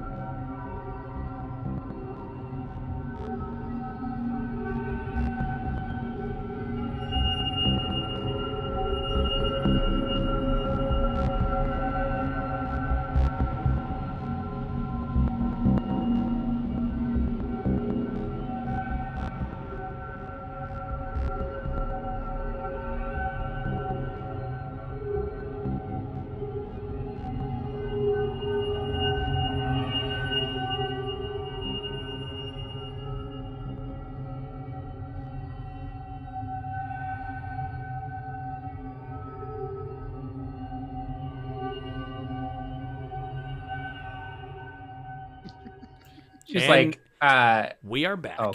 No, go Sorry. ahead. Go. No, Matt, say it. Tell Matt's daughter says dope I'm like, now. my daughter's so cute. No, she is just- though. My, She goes dope. my wife was telling my daughter what we were having for dinner, which was salmon, and she goes, cute. I love it. So good. Barks, what were you gonna say? I was going to ask you a question because inside the book, A Dead Man's Guide to Dragongrin, it's made clear that every Dragongrin campaign exists inside its own different timeline. Yeah. And there's a lot about Dragongrin that has to do with varied timelines and whatnot. Being someone who Talus, the soaring life tree, was such a big part of my writing gig for this book. My question is, would Diggs know what it means if the Greenock Thane had actually won the war and actually were able to fulfill that final objective in the book? Or is it different in your Dragongrin? No, it's not different. And I think that it would be something that Diggs would most definitely know because he's involved in rebel affairs, and that's a big political thing. So in the book, in this Dragongrin, the whole theme of Talus is that it's at war, and one side wants the tree to come back, and one side wants the tree to stay up, and they're all fighting and everything. And I thought it would be a really cool way to start off with the world shifting in a big way. Yep. To make it so that war ended somewhere else, and it would feel like I could do something really big on Talus and you would feel the effects of it. So it was like a way to do something big and epic without it breaking the level 3 campaign. So yeah, I think any above average political person in Dragongrin would understand what that meant, just like someone would know what it meant if X invaded Y in our world. A lot of people understand what the Greenock Thane were after. Yeah. So that makes sense. Sure. And of course, there you got a lore triangle. Some say it was this. Others whisper it was this. Many believe it was this. It probably differs from Greenock Thane to Greenock Thane. And now, look at how the implications that's going to have across the whole realm. Are people going to, as word travels through Dragongrin, are people going to look at their Greenock Thane sideways? You know what I mean? Like, what's that going to look like? Is everybody potentially now? Are the Greenock Thane? Is the red sail market going to change? Is the market going to be? There are a lot of different things, and we can explore all that like for funsies as we campaign. Like, what does that look like? So it was also really important to me that the war just ended. Like, they're still dealing with the insurgents and stuff like that, so that we can have the ripple effect of that kind of play out. So. Thank you for asking. That's a great question.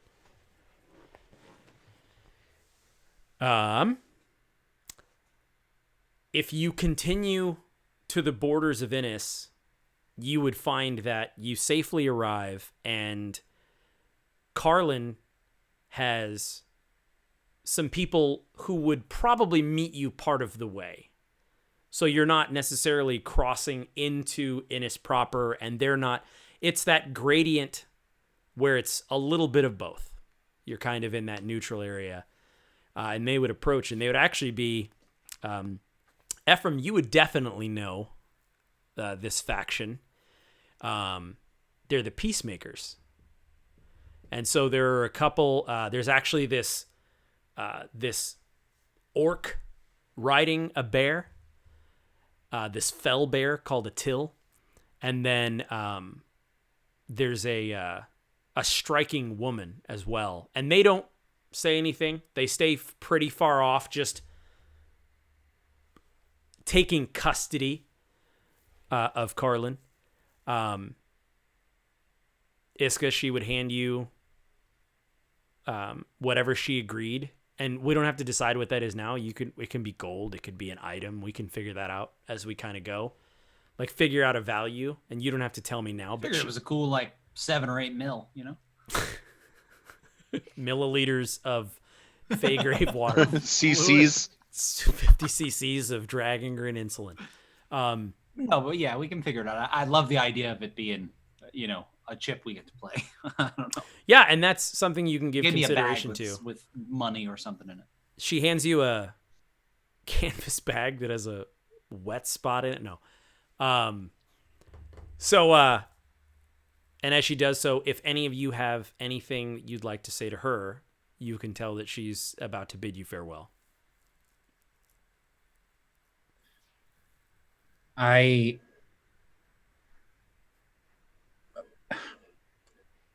probably helped her most of the way here. We're both injured. She more so than I, but I would have kind of stayed close to her the entire journey. And as we're kind of handing her off, I say, Carlin was a general during Lightfall on the other side of Dragongrin. My mom served under him. Talked about him a lot. He died. Got his head ripped off by a war maker.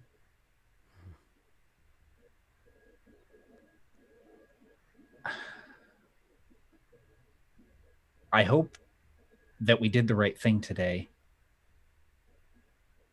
And I hope that you being alive means that you're going to do something good. And I don't need to know what it is. But can you just tell me that we did something good?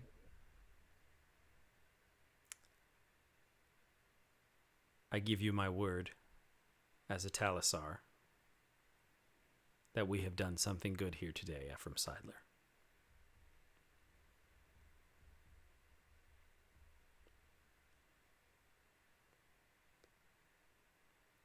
I want you to make a promise to me. I don't know you. I don't know your mother, but I see her in you. I want you to promise me that the good we do won't stop today, and it won't stop with me.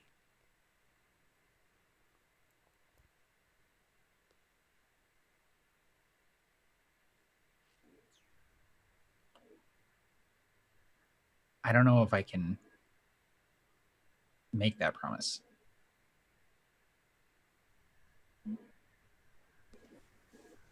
I'm sorry.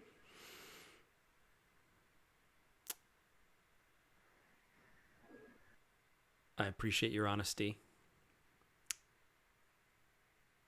Your soul is gray, Efram. It's not light, and it's not dark. And I can see it going either way. Perhaps it's the smoke from the fire that you wield. But be careful. Gray turns to darkness quicker than we realize sometimes.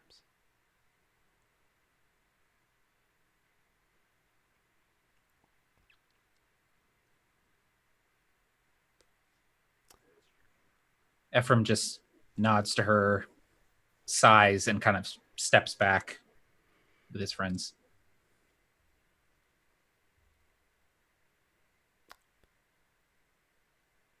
Farewell to you all.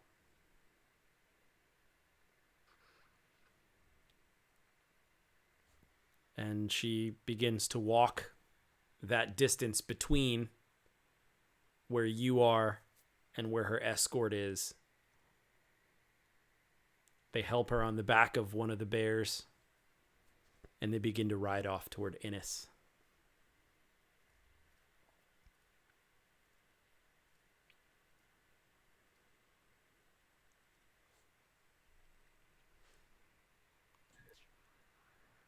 Efram looks to Iska. Job's done. Now what?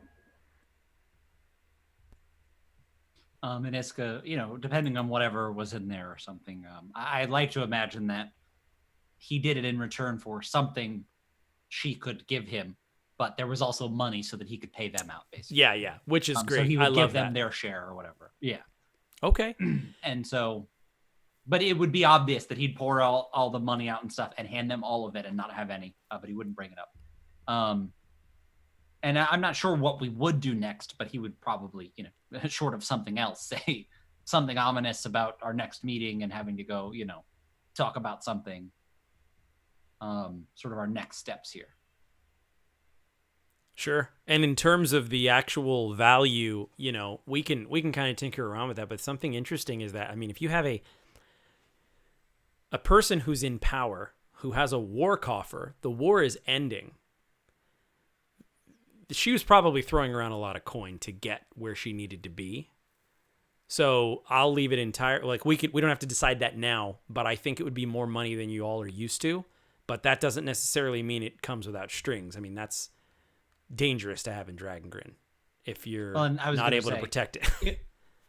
The other thing about a war ending is that money may not be usable anymore. You know what I mean? So it will have some potentially. That's a fair point too. She gave us a bunch of.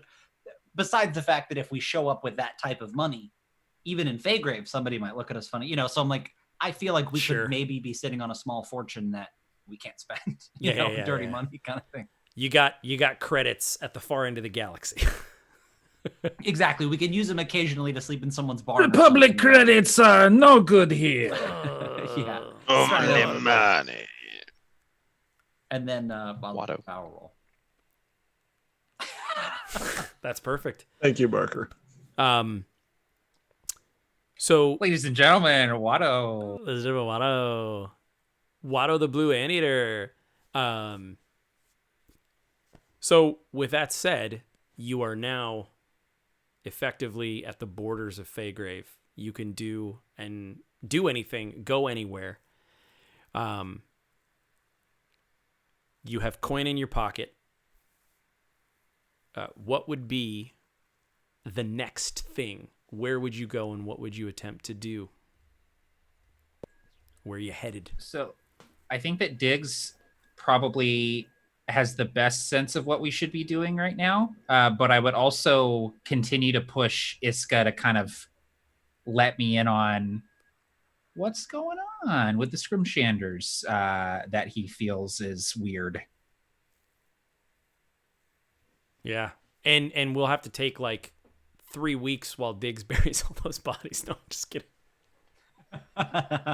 No, none of Diggs them are is marrow. I got a lot of OT lined up here, guys. He's like, no, none of them are marrow. We're so good right now. I was going to say Diggs makes one grave and he opens up a satchel he has and he pulls out a sprig of holly and he breaks off a piece and buries that for all of the dead. Very cool. Very, very cool.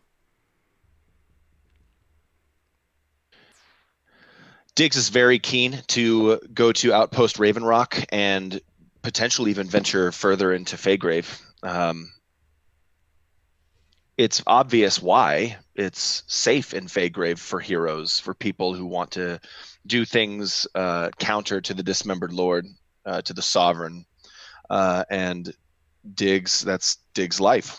But he's pretty adamant that that's where we go. But he also wants to hear about the Scrimshanders, so he'll turn to Efram after a bit of a tangent about going to Outpost Ravenrock, and he'll say, "So who are the Scrims. Yeah, we're called Scrimshanders. It's a guild. We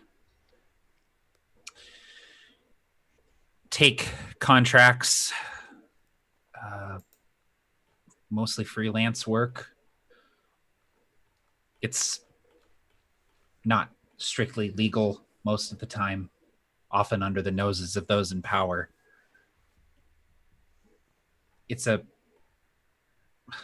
Listen, I'm new here, but it's a pretty widespread network from what I can tell. Agents all over the place. Most of them contractors like this one. Legit scrims are rare. Do you think they're in Feygrave? I don't know. They seemed pretty keen on me coming here, which makes me think they might not be plentiful. I don't remember all the details, Tim, but basically I have lost contact with the Scrimshanders, right? Like I was supposed to meet up with them. Yeah, and I haven't heard absolutely. from them. So, and the way that I typically handle secrets is unless it's a personal secret that you have as a player, like I kind of like to tell the group what's going on because then Yeah, absolutely. everyone can play. I like that better because then you can react differently.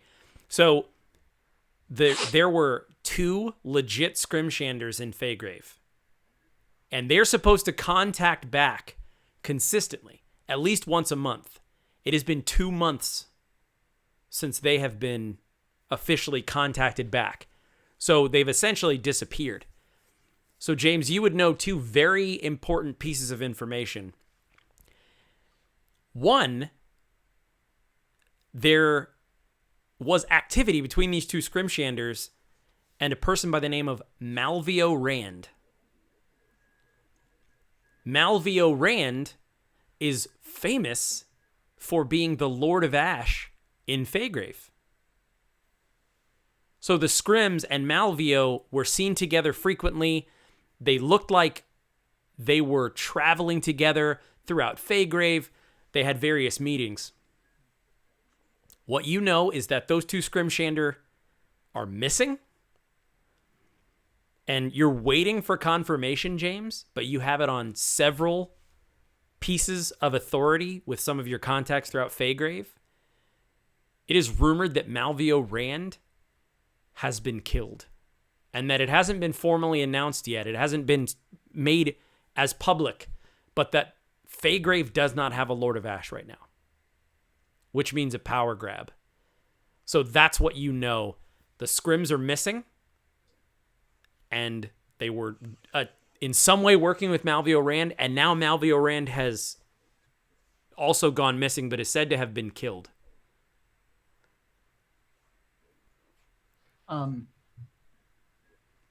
Yeah, so I would tell Efram and Jeremiah and Garik all that, basically, like, listen, because Iska, this is like so far above his pay grade, basically. He's just like, I just had to tell somebody because this is, I'm escorting people in digging graves here, you know? Right, and I'll say it this way. Scrims go missing all the time on purpose. It's very rare that they go missing on accident without any kind of contact. And so that is extremely absurd. And it's also not common for a Lord of Ash to be killed outright and someone not make a bid for the position immediately. Right. So it's been a little bit of time, like some time has passed. This wasn't yesterday. This is like a week, maybe 2 weeks ago. And it's almost that no one's confirming it, but they can't deny it for much longer. So it's almost like they're holding up this sort of regime that Malvio's still the Lord of Ash, but he hasn't been seen in weeks. Right.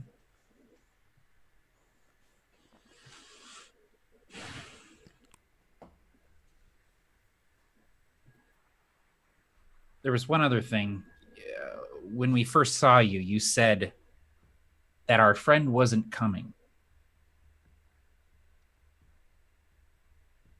How do they know that Rudy wasn't showing? And so this is a very good question that I guess we should talk about because I don't have an answer to it as a narrative device. Make one up. So yeah, well, that's the thing. But I wanted to not. I didn't know how much agency I had versus us, or what we wanted to do there. Does that make sense? Middle James and Schwartz. Yeah, seriously. So I'll say this, and this is great. Let's do this. We don't have to make any decisions now about what happened to Rudy. I will say that I was surprised that you said that. I wasn't expecting Iska to know anything about Rudy, if that makes sense, even though James did. But it's one of those things that we can totally make happen. So I did have an initial plan for what I was going to do. And I can do that because it fits with what you did. And just kind of go from there, if you're cool with it. And of course, we can retcon it or change it. But my initial plan was, at the meeting, a pale, nervous missive crow was going to show up and hand whoever was there a letter that says, Rudy isn't coming. Don't come looking for him. That was going to be my plan. But then I decided I'm going to wait. I'll probably sit on a little bit. But then when you mentioned it, I'm like, cool, let's roll. Like Barker said, Middle James and Schwartz. Another thing Iska said was, they said you'd know what that meant. And that was really intriguing to me. That's very intriguing. Your friend's not coming. They said you'd know what that meant. And I'm like, oh, I don't know what that means, but now I fucking want to. Well, So and, it seems that's like where I didn't have a plan. Well, go ahead, Matt. Well, so what if... I was just gonna say. So I have an idea. Well, this What is it? What? Well, no. You had to hit. I was going to say, so Matt, what if, and this can play into whatever you're about to say, what if Iska produces the letter I described? That's basically what I was going to say. That says Rudy isn't coming. Say, I knew you'd trust me if I gave this to you. Don't come looking, and then something like, you know what this means, or basically something like that. Yeah, so I hand Matt the letter. When you ask about that, I say, if you're cool with that, Matt, what was your idea? That's fine. I was gonna say I need to find a missive crow and get a message to the scrims, but if we have the letter, that's perfect. Yeah, I almost wonder if a small child or something like that knew that we were meeting in this area or something, and approached you, James, and kind of thought you were one of us coming to the meeting or something. Oh yeah, basically like somebody. Yeah. You going to the meeting at the? Yeah. And Iska's like, sure. Hands you the letter, runs away. Yeah. No, that's great. Perfect. And I love that it's not like a formal missive crow, no trail, no, just like, what? Where did this letter come from? And Barker, is there anything you want to throw in there? I think that's perfect. I think that's really cool. I do like. How can we work in the? They said you'd know what that meant. Well, so what Tim said was on the note. Basically, I read it, put together some of the things that were happening, recognized Efram, and was like, oh, and I knew it would get him to trust me. And we can figure out the exact wording, but cool. Like if there's some kind of a phrase on the letter that is less cheesy than you know what that means. But even something that says, what the letter said. What if the letter has it smells like paprika, like it has like spices? That would be flipping amazing. Shit, this is from Rudy. Yeah, exactly. He sprayed his obsession for men by Calvin Klein on there. And he put on lipstick and kissed the bottom of the letter too. This is it. They know these lips. I have the letter right here, everybody. Oh, there you go. Check that out. On speed dial. I found this in a history book. It's you been kissing any old wizards lately? And sorry to spit right in there. Oh man. So the thing I was gonna say is I think that the final line of the letter could be something like something in the vein of, we can figure out the exact wording. It doesn't matter. We can even decide that we don't decide the wording, but it's something about this will come as no surprise, or something like it's what we foresaw. Something cryptic, but like that would make you at least accept the fact that he's not coming, or that someone's detaining him, or whatever. Yeah. And I'm really like that. The big thing is, the main thing is, I think Iska would have, if the letter said something like, "Don't go looking for him," which you mentioned. You know what I mean? Which I think is fair. that's the sort of thing where he would know, like I said, he would put together that they were supposed to be the recipients. Sure. Does that make sense? Yeah, it does. So basically he was just fast talking more than anything. Yeah, so I think that's really cool because then you'd be, and then so Iska, and it's I think it might be a good idea to at least role play a little bit of that where you'd probably produce this letter and like who would you produce it to, who would you hand it to, and then how would the three of you respond to that?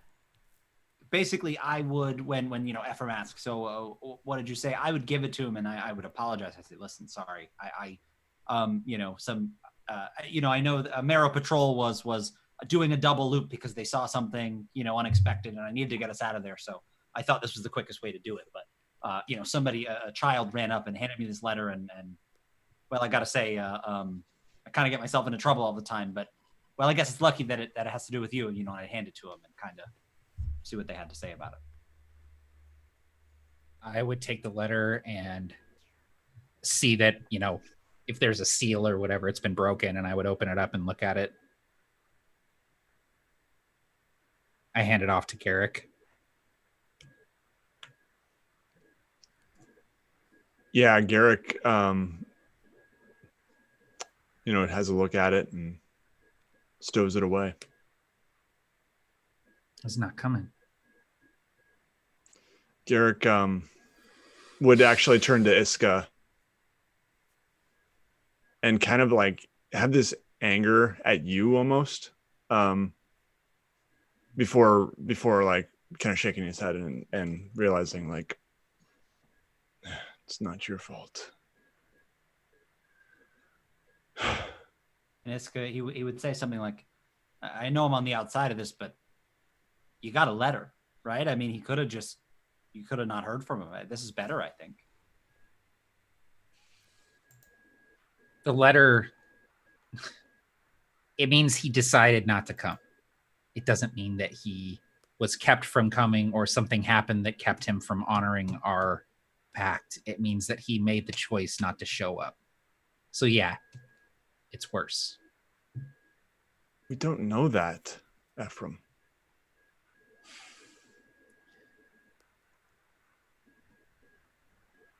It might not even be from him. Rudy was a trickster. Everything he did was questionable. This letter is no less. So what do we do then? We just move on? Forget about him? It says, don't come looking for him. If this isn't from Rudy,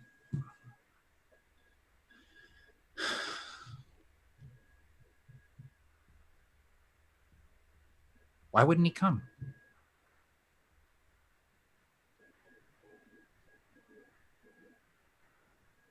I think we just have to remember to keep our eyes open, but heed his words to not come looking.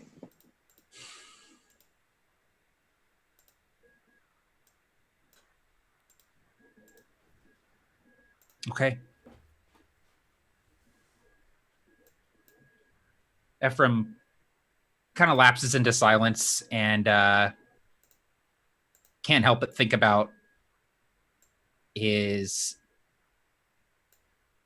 not knowing his dad, his mom leaving,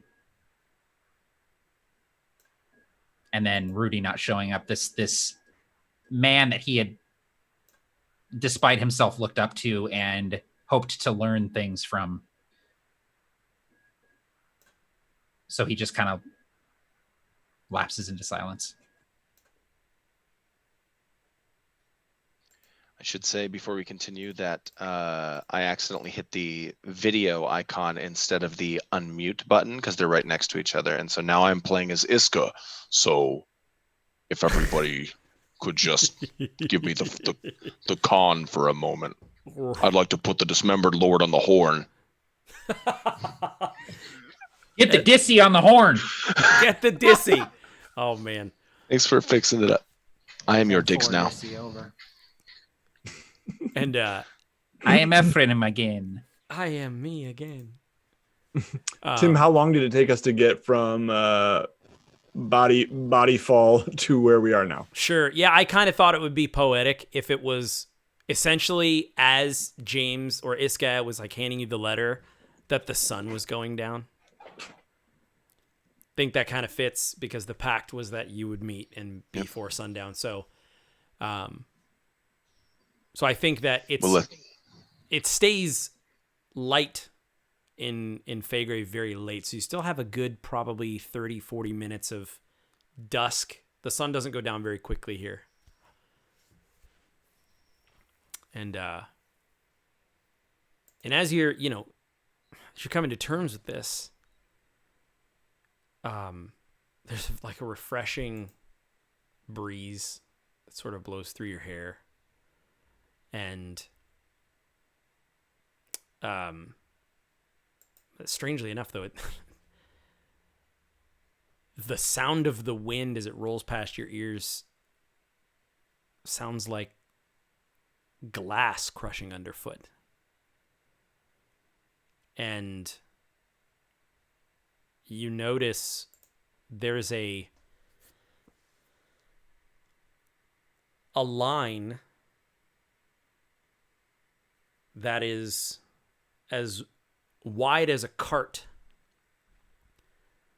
and that there is this distinct separation between this neutral area of where Innis is that you're standing and where Feygrave is, and this line is almost strangely sucking the color out of the grass. So it's neither the green of Innis nor the orange and yellow of Feygrave. And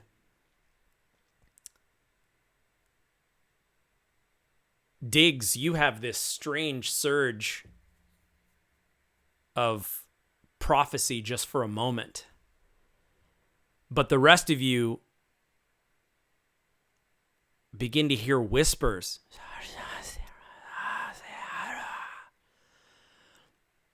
Some you recognize, they're familiar. Others you don't recognize. And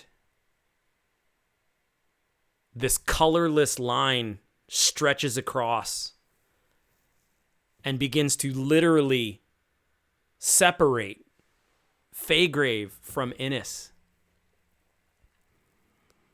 And then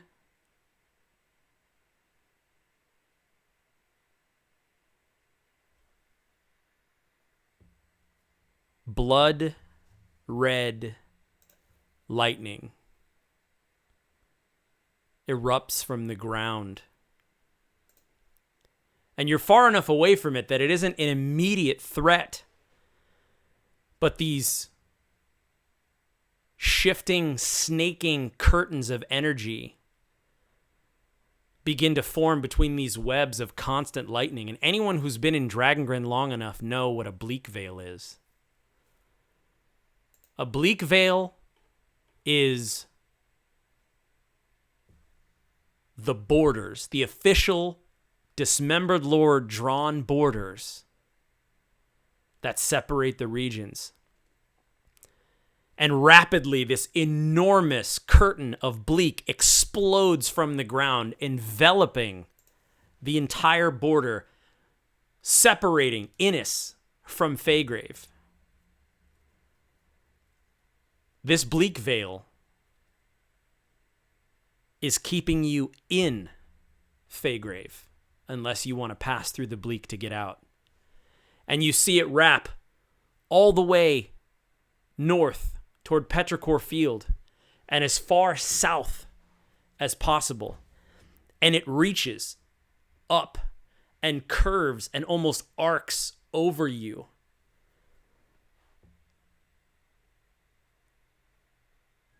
And then a spectral scene begins to play out. It's a battle of Lightfall, and it begins to replay. And Efram, I don't know if you've ever seen Carlin before, but you would know that this was him. And he's unaware of you, but he's barking orders and he's shouting and troops are following him. And there's a woman there. But she won't turn around. And you can't quite see her face. And as this bleak veil arcs over Feygrave, you know that you're not leaving anytime soon. And you also know that a bleak veil means that something is happening. Someone is interested. And that there are very, very important things that will be soon happening in Feygrave. And unless you all have anything you'd like to do, that's where we'll end it. You mentioned prophecy, that Diggs started seeing a prophecy thing? Yep. And did you want me to go into it? Nope. I think we should go into it next time. Perfect. Because I do. Is that okay? If you want. It's totally up to you. I know exactly. You know what? It might bring a little bit of clarity and maybe give you something juicy to sink your teeth into. So I'll just give you a little bit. Okay. Give me a taste. I'll give you Give me a sweet I'll give you a taste. taste. You see a beautiful, healthy tree. A hawk rests upon its branches. Beneath that tree, you see a withered, brown, autumnal branch. You see the hawk swoop down to the dying branch and rip it apart, rending it in its talons, grasping it in its clutches. And then the hawk flies towards your face. And that's where we'll end it. And then the bleak storm. Oh my God, that's rad. Okay, dope. Thank you for that.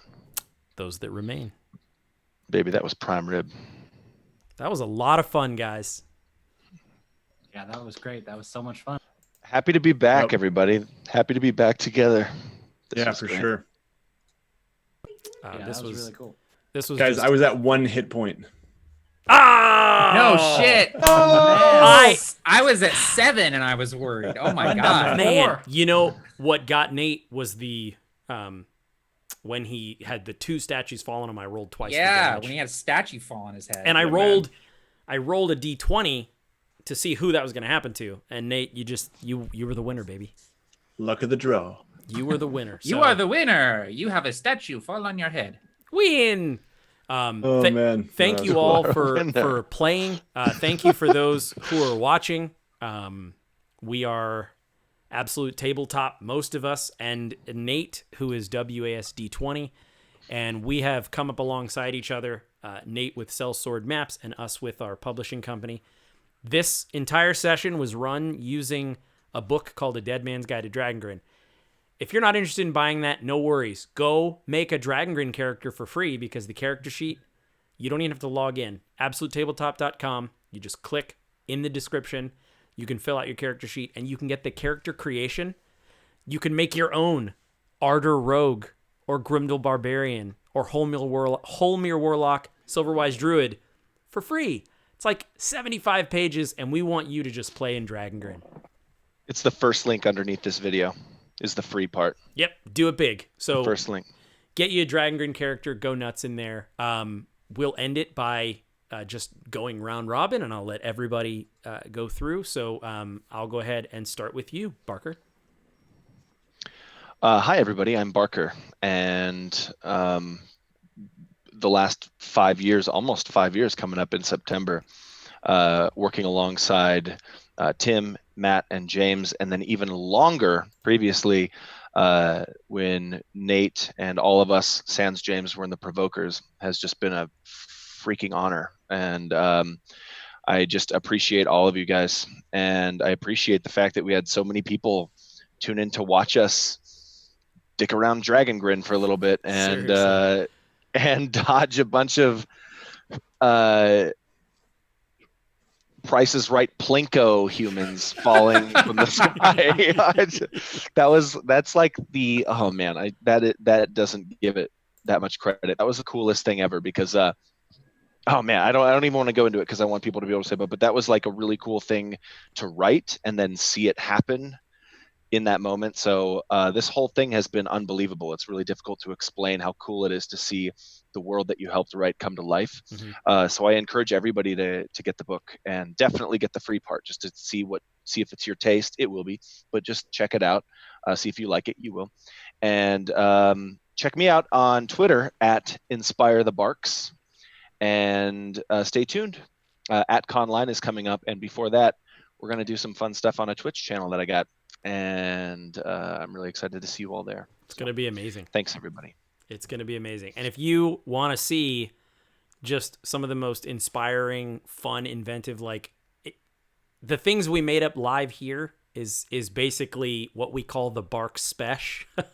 So if you loved that cool, if several people in the chat said, whoa, they're making up the lore on the spot. And we learned that trick from that guy. So you definitely want to tune into that stuff. So Nate. Yeah, my name is Nate. You can find me on YouTube at WASD20 and all the social medias. And yeah, it's amazing to be back with you guys. Yep, this group is great. Feels like home. And especially now that the Dragongrin book is out, I'm definitely digging it. So thank you guys. Awesome, man. Thank you very much. Mr. Matt Click. Hello, everybody. I am Mr. Matt Click, Mr. Manager, and I am. I run a channel called A Fistful of Dice. Actually, now it's Matt Click M dash A Fistful of Dice. Yes, I love it. Branding, baby. I work over at Absolute Tabletop with some of these guys, and I've been running games for Tim and Nate and Barker and James for a long time, and it feels really, really good to be back and rolling dice with my favorite people to play D&D with, and this is a real treat. So one thing I do want to plug before I hand it over to James here is that I get a lot of people asking all the time what's going on with the Provokers, when's the Provokers coming back, and I just want to let people know that it's happening soon. TM trademark, but no, we are in the works of getting a new schedule nailed down to where we can play regularly again, and I'm really, really looking forward to that. So thanks everyone for watching. Check out the links below for more Dragongrin goodies, and yeah, this has been great. Thank you, Tim. Absolutely. And I just want to throw a quick plug in as well. Matt is the one who made this overlay, and so big thank you to Matt because it's so cool, and I've never used an overlay, and it really churches up the joint. So thank you very much, Matt. Yeah, you're welcome, man. No problem. So throwing it to my brother James. So I'm going to say with just absolutely as much love as possible, but if writing 200,000 words in a book gets Tim to write a quick, awesome, concise session, it means anybody can do it. It's the truth. No, seriously, I was telling Cassie, there's something really special to playing in a world that you know a lot about and everybody that you're playing with knows a lot about, and that there's a lot of stuff about it, Mm-hmm. It's always fun to make a world as you go, but there is definitely something special about playing in a world, not only that you helped build, but that there's so much sort of wealth of culture and stuff to draw on there. Yeah. That it just makes it a joy to play. And so much more of the session was wondering how I was going to use all the things the book inspired me to make about my character, rather than, well, what is my character going to do? You know what I mean? I don't know. Yeah. It gave kind of a special freedom. So it was very cool. I was very happy about that. Yeah. And I'll close it by saying that it's really neat to have so many different things that you can draw from that immediately, as people get to know them, it feels a little bit like Star Wars in a way, because if an IG droid shows up, you kind of know what you're in for. And if an Ardor shows up, or if a Grimdal shows up, or a Holmir shows up, you kind of know what you're in for when you read through Dragongrin. But then everyone gets to put their spin on it and make it unique inside of those expectations. So it's really fun to be able to play with that and have the weight of, if I introduce an NPC, if I spill what culture they're from, or if I say that they're a Mord, that means so much. in one word. And that's just really neat to experience because, like you said, James, we worked really hard for a long time to be able to do it. So thank you all for tuning in. Thank you. I hope that this was inspiring. I hope that even if you don't run Dragongrin, that you'll run something, and there's plenty in the book to use, even if you want to do your own version of the world. And that's the purpose of why we wrote this book, is an atlas of inspiration for you to make your own Dragongrin. So don't feel like you need to learn anything. Just start running it, and whatever you make it is your Dragongrin, and it's canonically part of the multiverse. It exists. You hear that from the creators live. It's canonically, it exists, your version of Dragongrin. So awesome. Well, we'll end it there. I don't know if you all have anything to drink. I have some water, so I'm going to do Tabtarian toast. If you have it. I have some backwash of a vitamin water, Triple X pomegranate, so I'll... I'm with James. I got a bowl. Oh, God. That A little is watermelon. amazing. A little milk. I have All apple right, everyone, cobbler. pick up your disgusting liquid that you're going to be drinking. I know, right? And then, so James, do you want to kick it off? Yeah, sure. Here we go. May you mend the first break. May you kill the first snake. And may you conquer And may you conquer everything. Everything you undertake. To take. Slancha. Slancha.